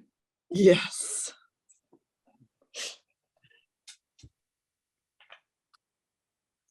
Thanks, Jenny and Heidi. Yes, and you know, thank you for all your work. You know, You're welcome. that's a big lift. So, Yes. and it was very well organized, and I'm excited that we're going to get all this work done. This is really awesome. So, thanks for taking it on and hang in there. Okay. And negotiating too. Good work on that. Okay, item 7.5. Yes, and Leslie's going to lead this one for us, President Christensen. So good evening, everybody. I know that you've had an evening full of some pretty meaty board memos here this evening, so I'll try and keep this as succinct as I can. I think the way I'm going to walk through it is just kind of decision point by decision point, and then we'll move on after discussion. So, you know, the reasons kind of for bringing this memo to you tonight is we do have rates in place through the end of the year, through the end of 2023. But that is the final year for our 5-year rate study that we adopted back in 2019. So we do utilize a rate consultant to formulate these rates, and it's based on the costs that are identified in a finance plan. That process kind of needs to get underway because it is typically a 9 to 12 month process for a rate consultant to do this. We also have the water capacity fees that we're going to be looking at this time around. It will take us about 6 weeks to secure a consultant. So when you add that on top of the 9 to 12 month process, we're kind of a little behind the timeline here a bit. So that makes this a little bit time sensitive. We are going to be doing the water capacity fee study along with this. As I said, it will be done concurrently with the rate study, but it does require some extra effort then on the part of both the rate consultant and district staff to make that happen. So if we want rates to be effective, just to kind of give us an idea of a timeline, if we wanted rates to be effective January 1st, 2024, we'd need to hold a public hearing on rates probably that first meeting of November 2023 in order to comply with Prop 218. So that's kind of the timeline to kind of keep in the backs of our minds. If we don't make that, then we'll probably be looking at a March rate adoption, which we have done in the past. So ideally, we could make the January 1st, if not maybe the March 1st, but that 3 months does have some revenue implications for us. We'll also want to kind of consider what type of rates we're interested in, because we will need to select a rate consultant that specializes in the rate structure that we're interested in pursuing. Of course, affordability is always a concern, and I have provided a figure here on affordability. It's a concern for both the board and for our customers. We did do a regional water and sewer service affordability study in conjunction with other area water agencies. And for the most part, our service area is still, water is still considered affordable. However, there's a very small percentage of customers, under 5%, that are facing some affordability issues. So we will kind of want to keep that in mind. We'll be bringing some of the details of this study back to you as we go through this rate formulation process over the next, next 9 months or so. One of the other things that we do kind of want to keep in the back of our mind as we start discussing these items is that there is an inverse relationship between water use and affordability, meaning that as less water is sold, the higher those rates need to be in order to cover the fixed cost of service. So we are in a period of extremely low water use. We are lower in water use than we had anticipated in the last finance plan we did. These are the lowest production numbers that we've seen. I think Shelley pointed that out in her memo. And much of these water savings are likely going to be permanent. They're low water use fixtures, they're turf replacements, advanced leak detection. So one of the things we'll also kind of want to think about is what can we anticipate going forward as far as water use is concerned. So our number one kind of discussion item then is rate objectives. And the reason that's important is because we want to hear, before we go into this process, we do want to hear from the board what is important to you. I know that we have identified, well, AWWA, which is the American Water Works Association, they have identified 4 policy objectives: financial sustainability, social equitability, environmental sustainability, and administrative manageability. But the last time we did this, we added a 5th criteria, which was legal defensibility, and that's also in here.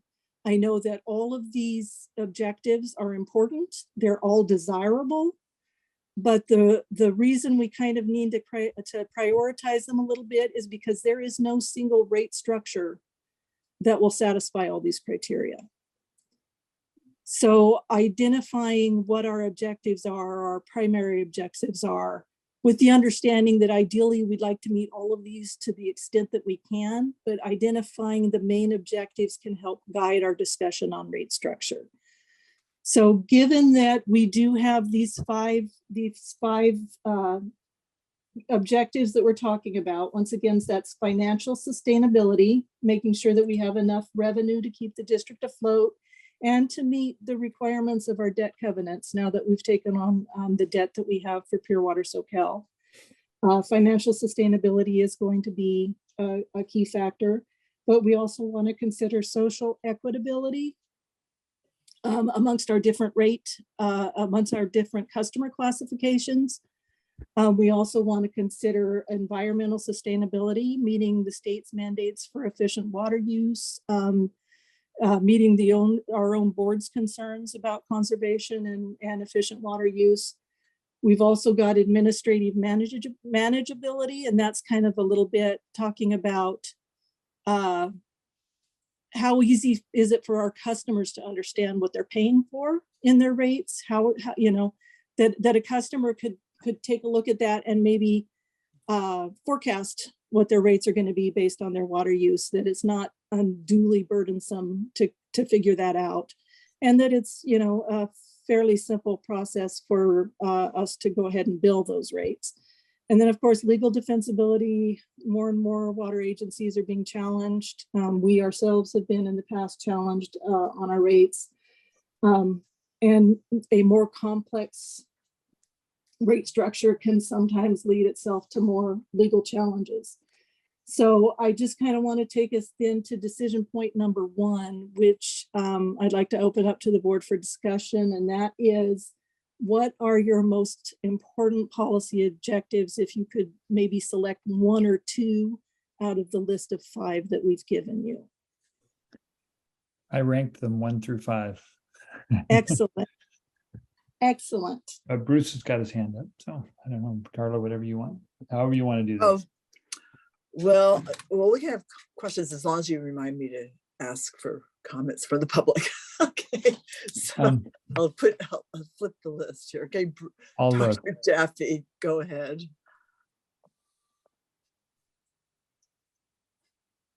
Bruce?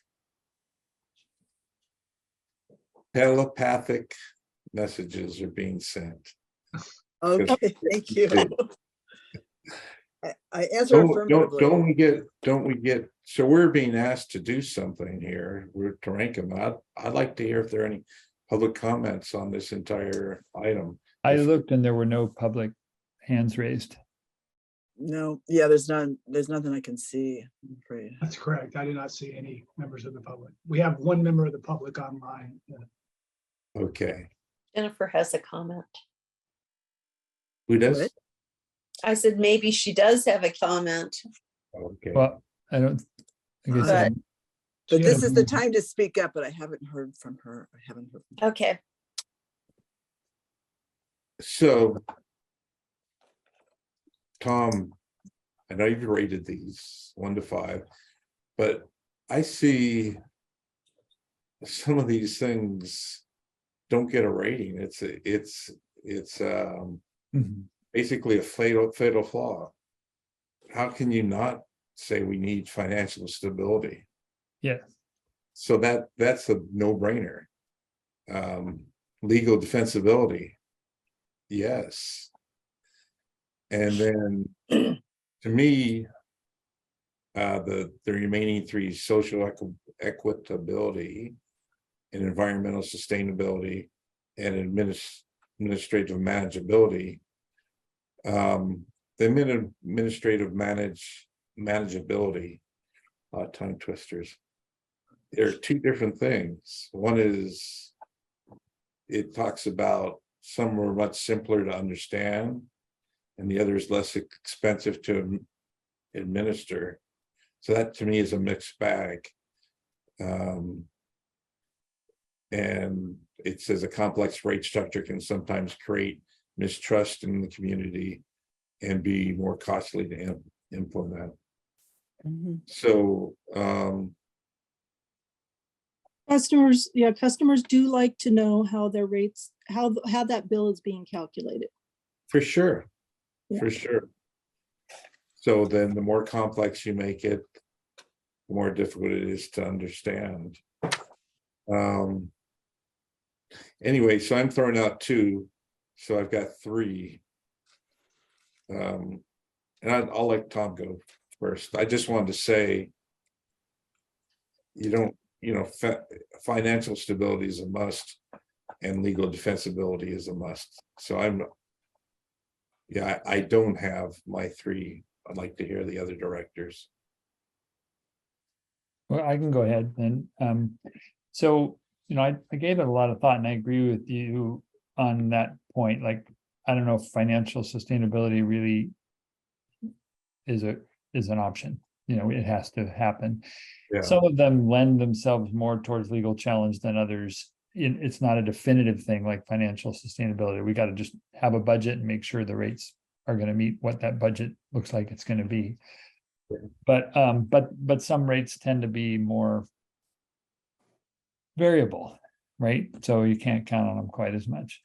So for me, the thing that has bothered me the most over the last rate structure has been the social equitability. And so I know back 20 years ago, we people weren't as aware of conservation. They weren't saving as much water. We were using a lot of water. We really needed to have some strong signal for the high water users. And I just think over those years, it's become less and less necessary. Not that we still, I mean, obviously people are going to need to pay more the more water they use, but I'm leaning, and because of the equitability, and all the factors, and I know I'm jumping to decision point number 2, but I'm just leaning more towards going back to like a uniform rate, just like the irrigation customers and the commercial customers have. And then maybe have a penalty or something for high water use. But the fairness issue with, just because you have a large family, you pay, $30 a unit for, part of your water bill instead of like $7. It's just hard for me to feel like that's fair. And then the water budgets just seem like such a conundrum to try and manage and figure out. But maybe I need to learn more about that. But that's where I'm at right now. So just to sum that up, you're thinking social equity and financial sustainability are your chief objectives? Well, I actually, environmental sustainability is kind of like, is really important too. So it's just, but I feel like even a uniform rate would still achieve that adequately where we are in this day and age in our county. So, yeah. Tell me when it's my turn. It's your turn, Michelle. There you go. Okay. Of course, I believe when Tom says uniform rate, he's saying, okay, everybody pays $5 on the gallon or whatever it is, Yeah. I think that we need we need a flat rate, and above that, the uniform rate, and the flat rate should be 60%, and the uniform rate for usage should be the other 40% or something. I think we've got it backwards because the fixed costs don't change that much, and they're usually higher than what you put into a rate model. But I do agree that the uniform, like per gallon, let's say, I don't know, whatever the fixed rate is. And then The cost of producing water. yeah. So is that kind of social equity and financial sustainability again for you then as well, Rochelle? Right, because I don't think you're going to get financial stable sustainability. You guys gave us a lot of tongue twisters today. I'm sorry. And I was like, no, I can't say this because it's just funny and it's not pertinent. Anyway, yes, those are really important, but it's also, we don't want to have people go back to the good old days when they just ran the, water and didn't worry about it. Okay, is that it? Are you finished? I think I am. Thank you for Okay, asking. you can always add in, don't worry. Don't worry, you can. But I was gonna say I was sort of on the same page. I think we've driven environmental sustainability pretty hard over the last 8 years or so. And our customers are hyper aware of that. So I had the same idea, that fixed rate is really appealing. It's so simple, but I would be more than willing to look into seasonal pricing if that didn't turn into a snarl. I don't know of any examples of people who've done that, except some really intriguing reports, presentations at Aqua and things like that, of people who successfully did that, districts that successfully did that. But Are they grandfather agencies or surface? well, they're wholesalers, so they bought all of their water from other areas, and so they were able to pretty much identify what was the seasonal water demand, the outdoor water demand, we'll call that. That's because that's what it is in California. It's seasonal, greatly increased outdoor water demand. But it might be, that might be too, the last rate meeting we had, that proved to be just not feasible, really. It was eye-opening. It was really rambunctious meeting at the beginning, but it was really an eye-opening rate meeting. And we did thoroughly analyze all those things, and maybe we just don't have that kind of time this time to explore that as a rate committee. So I would prioritize financial stability, of course, social equitability, of course, and the legal defensibility. We have to have that. But that should be on any. Yeah, that's just unspoken but necessary, maybe. And then, you know, any tweaks to that, that's what I would go for also. And I think that we're pretty much all in agreement on that. So. Okay, Well- I just wanted to make sure I understand, because a fixed rate with a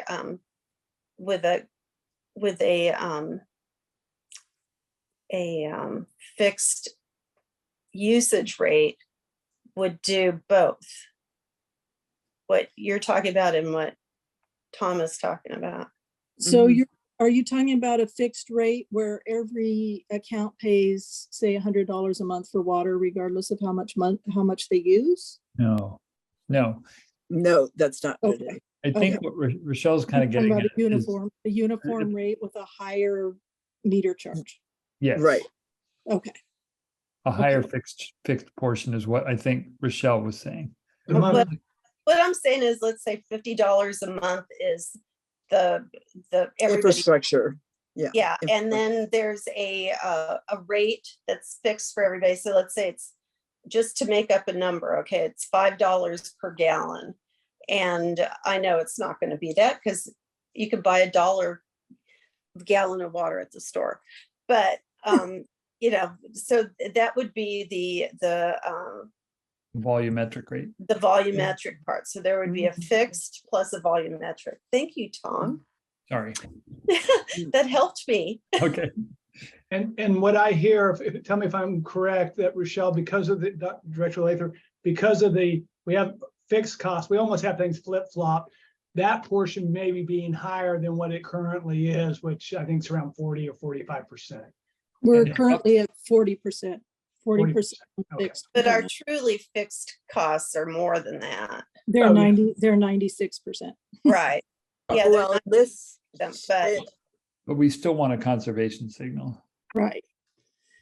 well, I think we have a new project to pay for that is essential to our survival as a district and our community. And that is impossible to separate into a tier or anything else, because it's essential to the entire community. They should all pay for it. I agree I with think that. that's where Right. the for the fixed, fixed. I higher disagree. fixed rate. I comes disagree in. with that. You do? Well, speak, tell us. Well, first, here's my rankings. Financials, one is highest, right? Yes. Financial Yeah. sustainability is one. Mhm. Legal defensibility is one. Social equitability is one. Mhm. Two, or I guess it'd be four, is environmental sustainability. And sorry, staff, but administrative manageability is 5. That was my 5 too.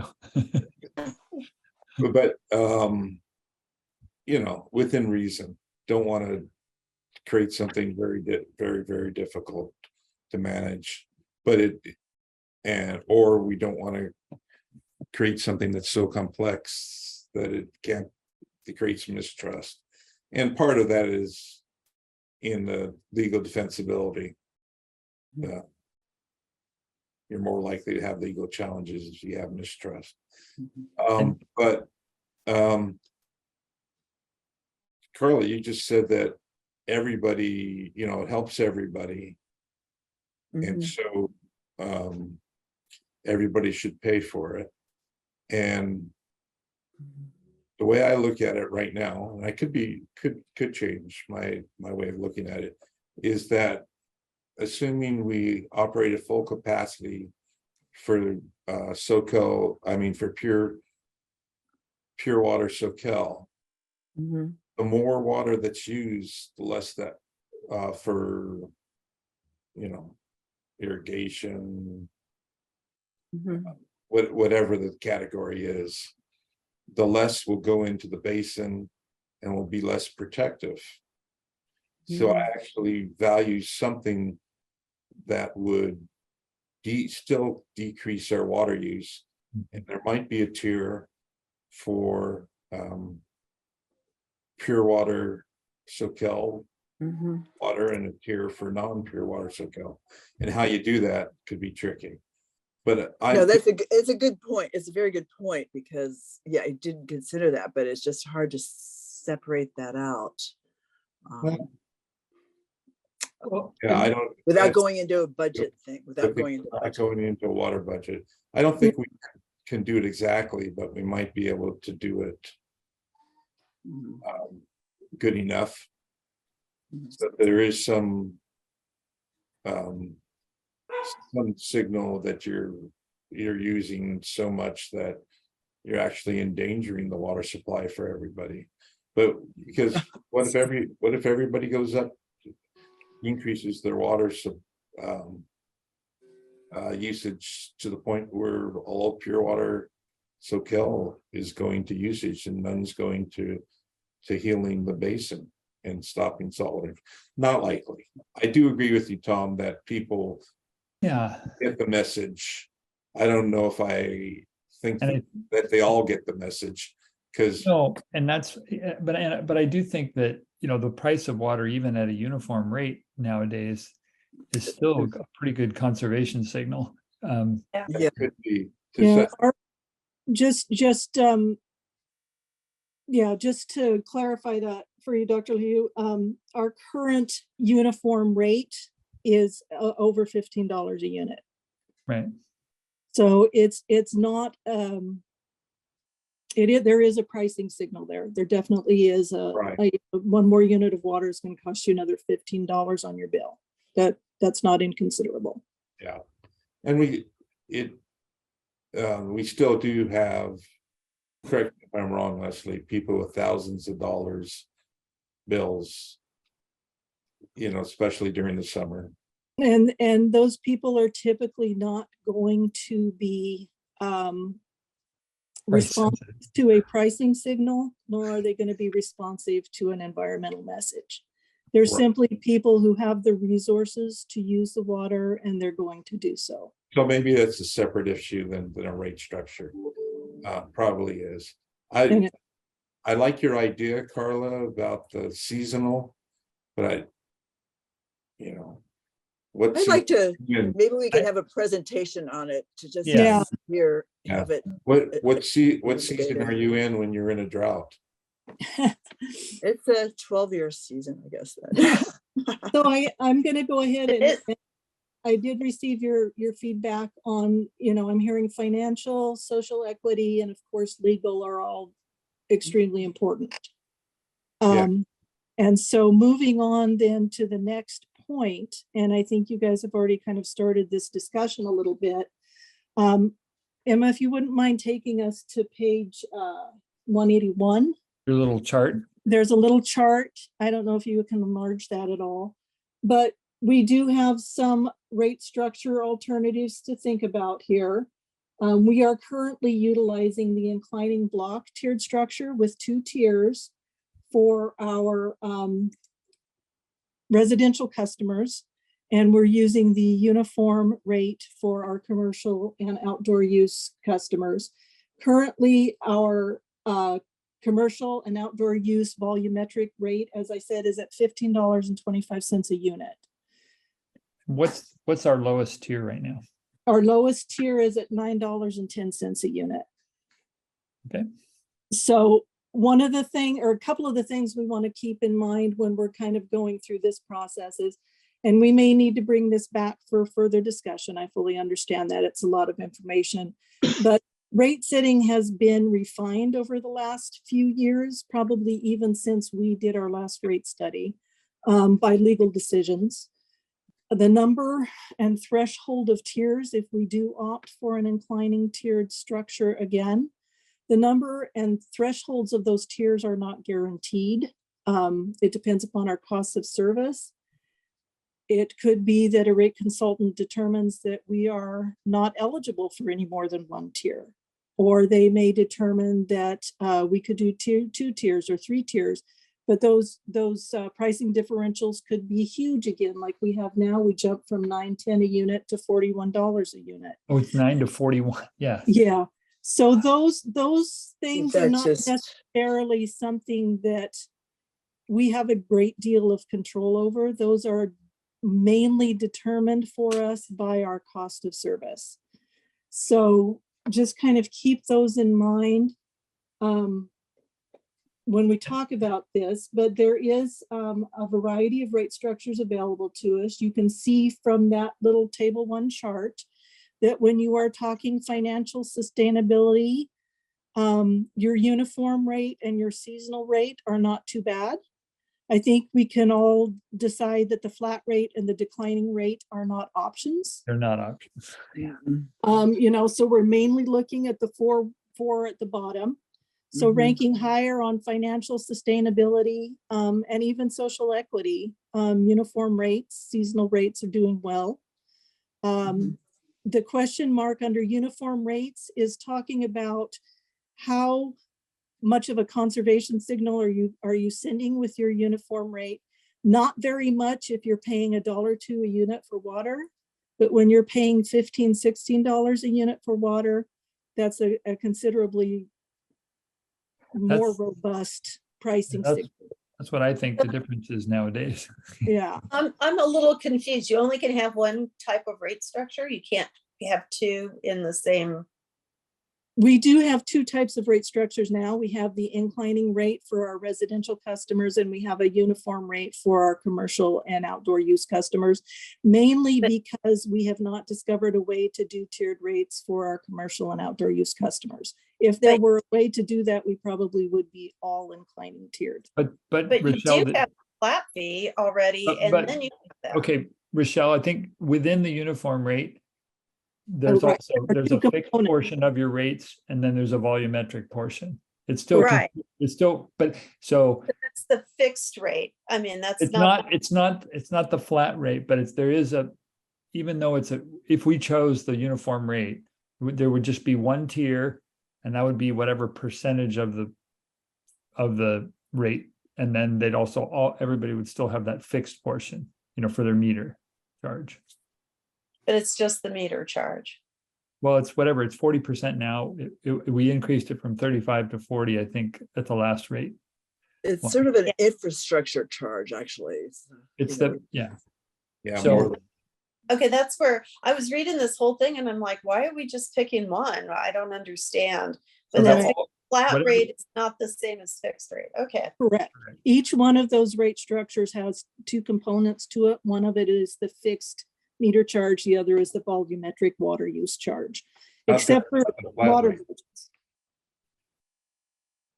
That's different than a flat rate. Flat rate's like every month your water bill's $80 or whatever. Right.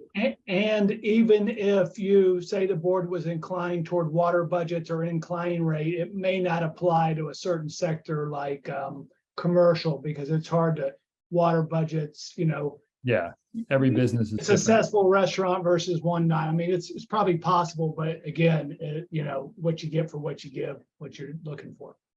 But a successful restaurant can pay more money than a non-successful for their water. But So what we don't have on this table is we do not have legal defensibility. But you can see that water budgets rank very high on social equitability, not so much on financial sustainability. So that's kind of where you've got that that sweet spot of where do you land, where something like that's gonna what compromises do we need to make to get the most out of our objectives? And I don't know if Josh is still on the call, but I don't know if he would have any insight into legal defensibility on the 4 bottom structures at all. Could we get rid of budget individual? Because I don't think that's feasible at this point. I don't think so either. I thought you were trying to do that. Okay, No, I'm not. I just think it's. So And I actually think the time to do that would be after Pure Water Soquel. I don't see it working. I'm No, sorry. That's where the legal defensibility thing goes in. I Well, don't yeah, know that because- we just have the bandwidth, if I can use Yeah, that right sorry for- term, to defend that right now. So I Yeah, but think that's- You're right. With the water budget, the thing is that you have all, 10,000 connections arguing about their budget. yeah. It would be terrible. But I know it'd be really great, but I think it's just not a thing that we can consider right now. That's my feeling about so it. uniform rate, seasonal rate, and inclining rate is what we want okay. Yeah. Josh to talk about. Okay. Just Well, And Is I, Josh still here? he is. Yeah, I'm still here. Good. On the legal defensibility, I'm going to give you kind of a lawyer answer, right? And it's sort of, it all depends. And I think Leslie's done a really good job, both in the memo and then also in the presentation this evening, to really talk about those issues. Anytime you're looking at the inclining or any sort of tiered rates, those are subject to challenge. And there's, cases that have kind of clarified the rule. And, and as mentioned in the staff report, the rule as we know it today is that those tiers have to be justified based on differential cost of water. And that will depend on what the study tells us.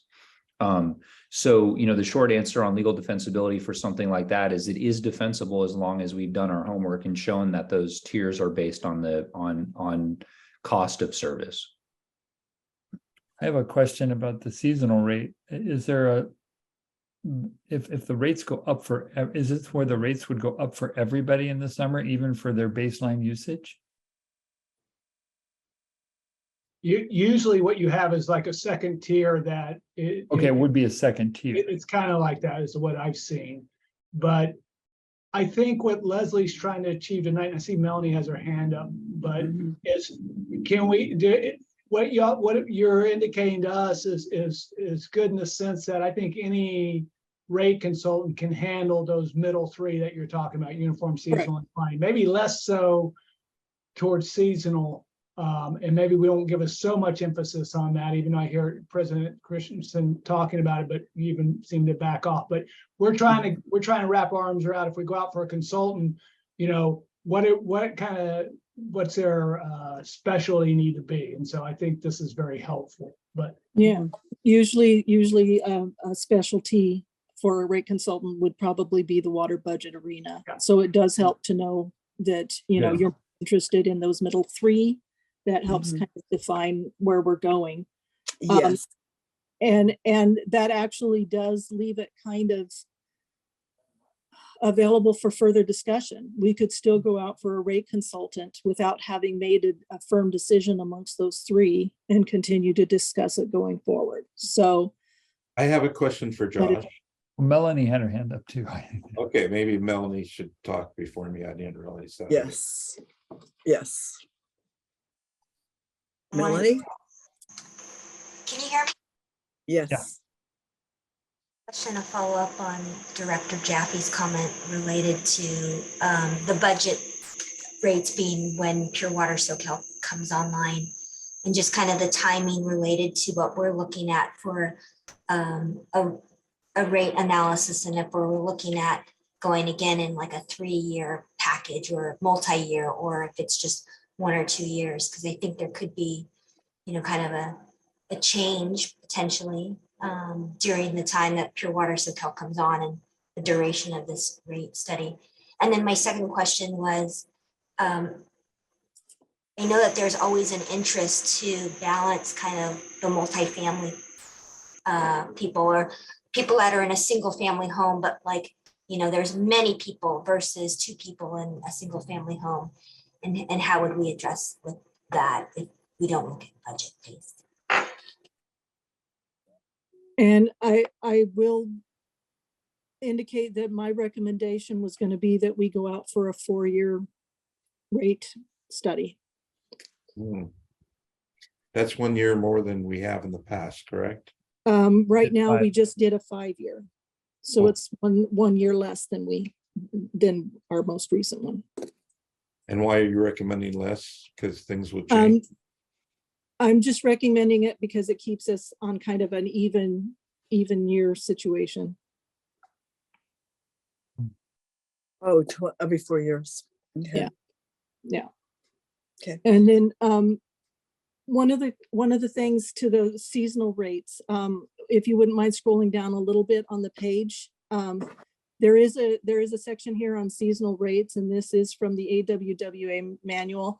And so this is also a single tiered rate structure for the most part. In order to have more than a single tier, you'd have to have that cost of service nexus.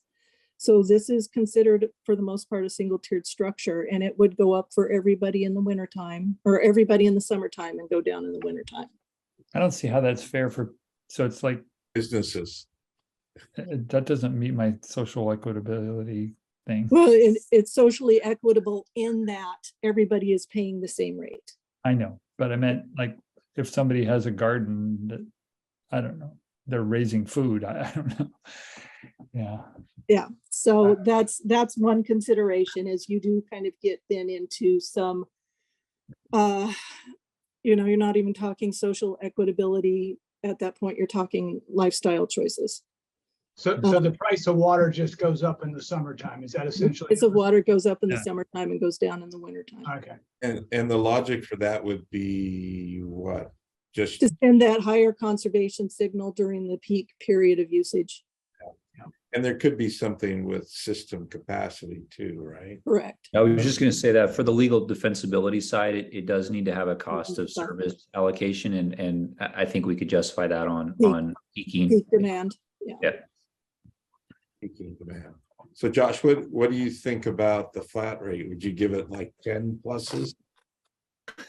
Sorry, the uniform. The uniform rate. Is that the easiest to defend?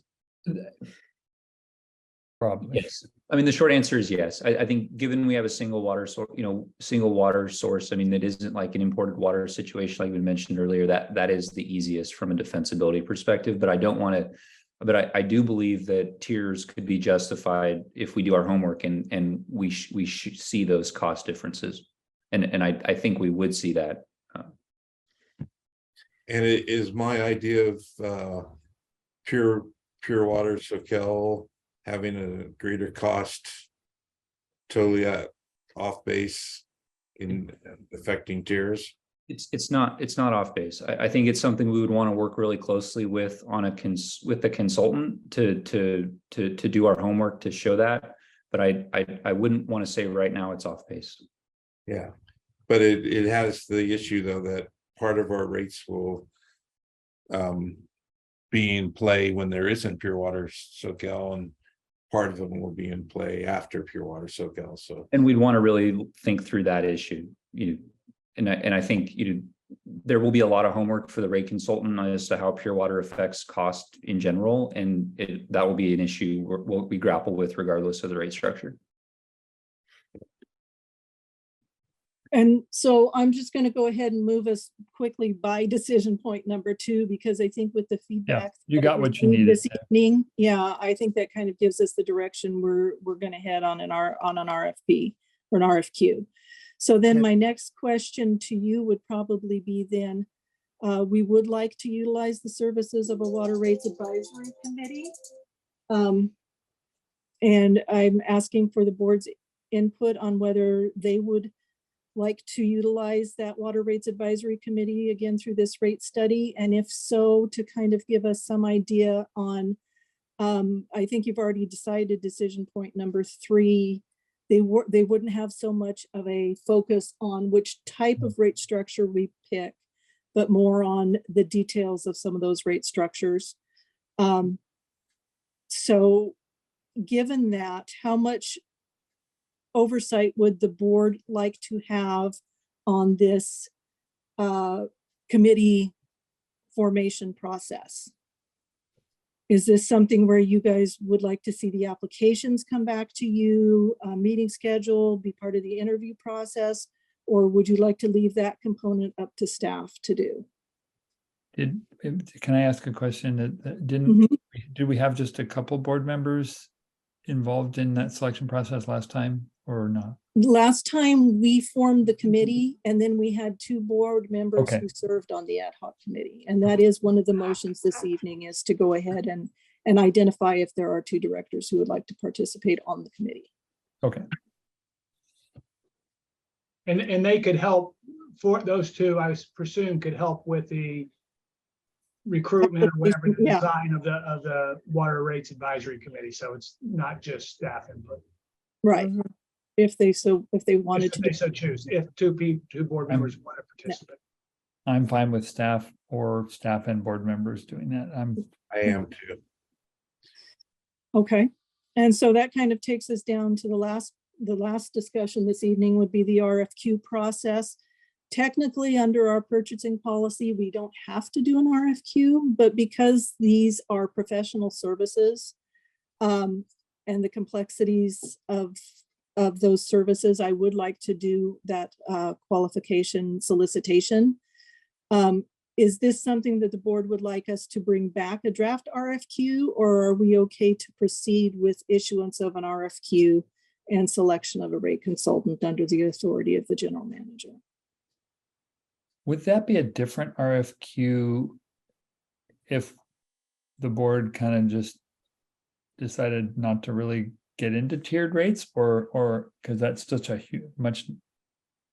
I think in this case that we could go out, because a rate consultant, we could ask them to look at inclining tiered rates. That's something that most rate consultants in California are quite experienced with. And they're going to be able to tell us whether we're better off on they'll be able to give you both. Okay. Because we do have Okay. a uniform rate component already for our commercial and our outdoor use customers. So they're going to be doing both of those. Okay. Then the board could decide, do we want to do uniform for everybody, or do we want to maintain an inclining tiered structure for residential? Yeah, it might be one has greater liability or whatever, and that'll help the board and inform their decision. I'm personally fine if you guys want to do the RFQ, but that I'd listen to everybody else. I'm fine with that. I'm fine with that. Especially if it will help with the decision making.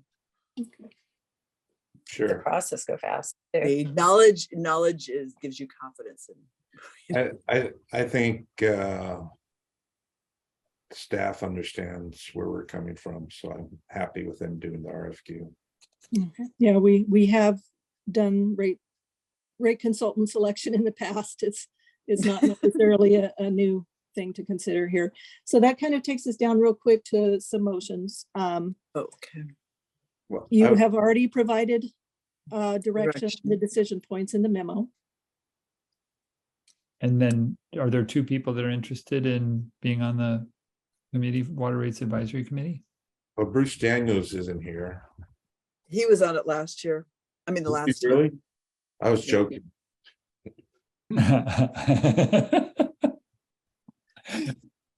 Never know. I don't know whether he enjoyed it or not. Or you can direct us to bring this back. Since Bruce was on it last time, it may be he wants to be on it again, so let's bring it back. Okay. Wait, let me clarification, bring the whole memo back or? No, just the So 2 directors. Okay, Committee. thank you. Yeah, so Okay. We'll bring item 2 back. So, and one thing that I'd like to see in this process is, since Tom is strongly in favor of a uniform rate, I'd like to see if there are other places that have switched from tiered rates to uniform rates and what the effect was on the water usage. And it won't be directly comparable because we're a different community than other communities, and I'm sure the costs will play into it, but maybe it'll give us a little bit of insight. Bruce, I'm not necessarily against them. It's just the drastic difference and at a low level so that, I could see it. Like, remember when we first did our first tier way back in the day, it was to really cover the people that are really just using a ton of water. Like, We could have a tier that's really high. yeah, I Above, mean, I don't know. I just, it's the family size everyday water use that I. Yeah. Well, And- also, we can't really do a wider rate of tiers just to capture high users either. We No, can't do it has to be justified. And, Yeah. with the cost of water. Yeah. Right. Okay. John has told us that. Yeah, I just don't like the idea of penalizing people with 5 kids because they jumped into the higher rate. I think Right. they should pay for what they use, but jumping to a much higher rate is, Yeah, $41 versus $9. I don't know. that's really painful. Yeah. So let's see, you need motions. Well, I think she said she's got the direction. Do we So I need think we're motions? gonna bring the second motion back. Yeah, And is there anything else we want brought back? but Oh, just the RFQ. I think they're gonna do that too. So I think there was discussion about bringing the seasonal rates back more because we didn't understand that. Although, Yeah, just an explanation of how that would work, but I guess she clarified it would be just a higher single rate. No Yeah. tier. Yeah, so I don't think that needs to come back. During the summertime, the price of water goes up. It's not a tier, it's just ubiquitously goes up. I misspoke. yeah, and there is what's summertime? The Right. climate's changed. Mhm. Yeah, I think that's kind of getting us into more trouble myself. Yeah, it might be, but that's what the rate committee does. They look at that stuff, then it does come out in the wash pretty soon, pretty obviously. So, and we thoroughly looked at it at the last rate committee meeting, and it just wasn't, it was pretty clear, and the citizen community, the customer community members were realized that, and they were supportive of what the ultimate rate structure was. So it's just really, I think it's worth sometimes redoing that, going over those based on the newest information available, but it doesn't take 6 months to decide on it. No. Agreed. So I don't need to make a motion that I'd like to see an example of a water district that went from inclining to into uniform rates. Mhm. And I have made note of that. Okay, So, okay, so we don't need to say anything. All right. I And think we're, So Oh, we go don't ahead. need to take a motion. We take no action, right? Right. I don't see any other comments, so, yeah, no, I don't see any hands up either. okay, are we finished with this We have item then? 4.9. Yes, Oh, yeah, we have one more. Should we defer this year in review slideshow? We have a couple of things on that's the last item on the agenda. We were trying to end on a highlight, but I think it's Josh, correct me, but board president's prerogative. She wants to take 4.9 before 7.6. That's correct. We can Yes. move 4.9 before 7.6, given the nature of 7.6. Okay. All right, 4.9. And the only reason I pulled it is just because it looked like, we can authorize 2 board members to participate, and we could have just agreed to authorize them, but I didn't know if we just wanted to pick them at the same time. I don't know. well, we're missing another, a board member. That's so- true. Do you want to wait on that then? Or Yeah, I would suggest that. Yeah, we can trigger everybody via an email, but it is hard on us. We like to be very fair, so usually we try to do a first in, first right, otherwise we're drawing straws, so. Well, I'm interested in this one because, just because of the educational component, being a teacher, I guess, but. Thank you. And then, would it be helpful to have us at least do the motion to release the RFP? Yes, we should definitely do that. I forgot there were two motions on that one. Thank you. Yeah. So do we have a motion? I'll move that we authorize the release of the RFP. I'll second. Well, there's only one last thing. I have to be sure we've called for any comments from Oh, yeah, good point. any public. Oh, I am not seeing any members of the public. Ron, okay. Ron, can you hear me? Yes, I do think you need to, per our procurement policy, you do need to authorize that up to 2 board members to participate at the release of the RFP. The Okay. selection of it can be at a different time, but our procurement policy says that those two items need to go together. so why don't you Thank do you. that? Thank you, Melanie. And then if one of you is interested tonight, that's great, and if nobody else is, we'll reach out to President Daniels or to Director Daniels. Okay, Well, So- I'm interested too, but I would defer to someone else who wanted to do it. so shall we at least, we can do the motions and not select who the people are? Exactly. Yes. Okay, so So Okay, so I'll go back and add 2 to my motion. okay, I'll second too as well. And perfect. Bruce Jaffe seconds it. Okay, can we have a vote on this? Director Daniels is absent. Vice President Jaffe. If there's a beer making facility, I vote yes. Make it from your water. I vote yes, even if there isn't any beer making facility associated with the education center. Thank you. Director LaHue, Yes, Director Lather, Yes. and President Christensen. Yes. Okay, and just for clarity, we'll reach out to the board members about who wants to be on that committee, and if there are Sure. more than 2, we will draw straws, since it'll be very hard. Is that okay? sure. Yes. Thank you. I think Tom should definitely be on it. That's All my, right. give him the long straw. I'm making this difficult. Thank you. We'll have discussion if that arises. Thank you. Okay, we get to watch something fun now. Good. Yes. Yay, okay, go Rebecca. Good evening, directors.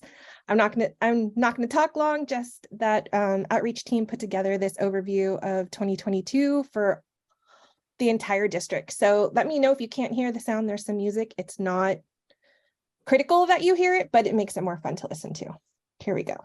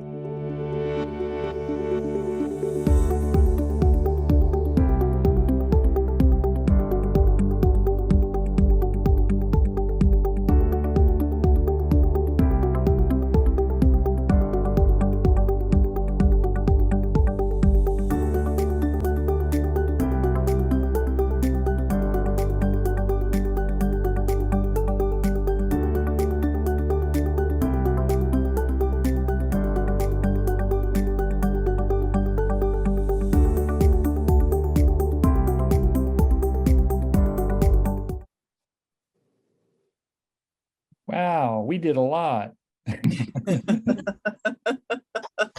You weren't tired before, you are now. That is cool. God. Nice job, Becca, Nice job. on Yeah, that. and whoever else helped with all the photos and everything. Yeah. Thank My you. only comment is I don't read fast enough. You might want to slow down the slide. I know. a little bit. I was like, oh no, I'm gonna miss something. It's always the, too fast, too slow. But if I made it any longer, it would have been like a 10-minute video. Yeah, So- I know. I realize like that it was fast.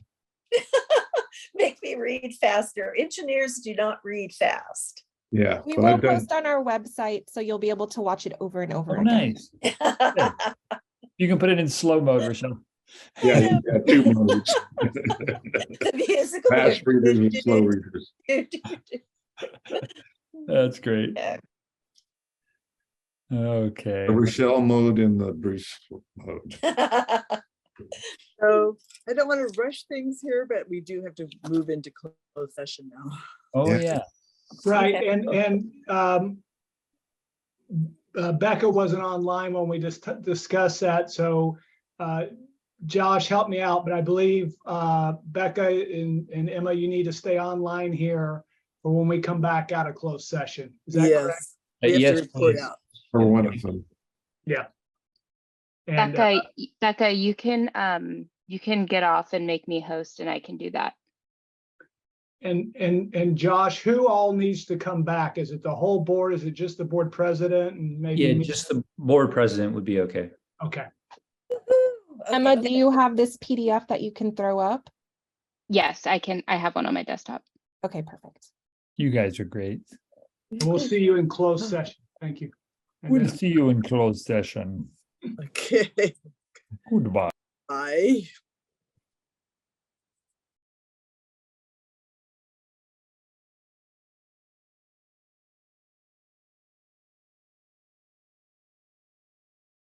I hope you have a good night, Emma. Thank you. Don't worry, I'll edit that out. That's good. Good night. Night.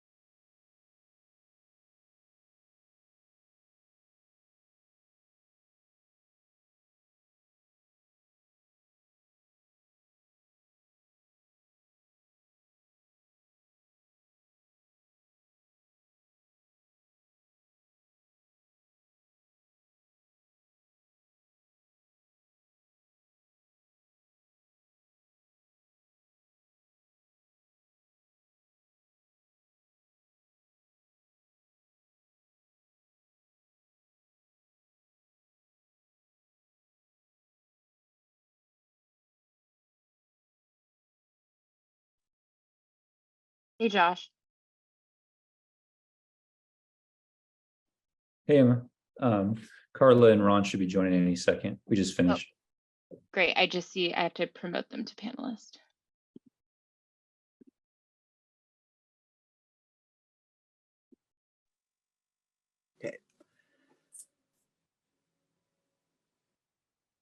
Okay, this is the reporting back on the closed session. Am I recorded now? Yes. Okay, thank you. And I'm just reporting we just finished, we completed a closed session for tonight and there were no reportable actions. Excellent. So Okay. is the meeting adjourned, President? The meeting is now adjourned, finally. Thank you so much. Good job. First meeting. Thank you. Thank you. Good night. All right, good night. Congratulations. Good night. Bye-bye.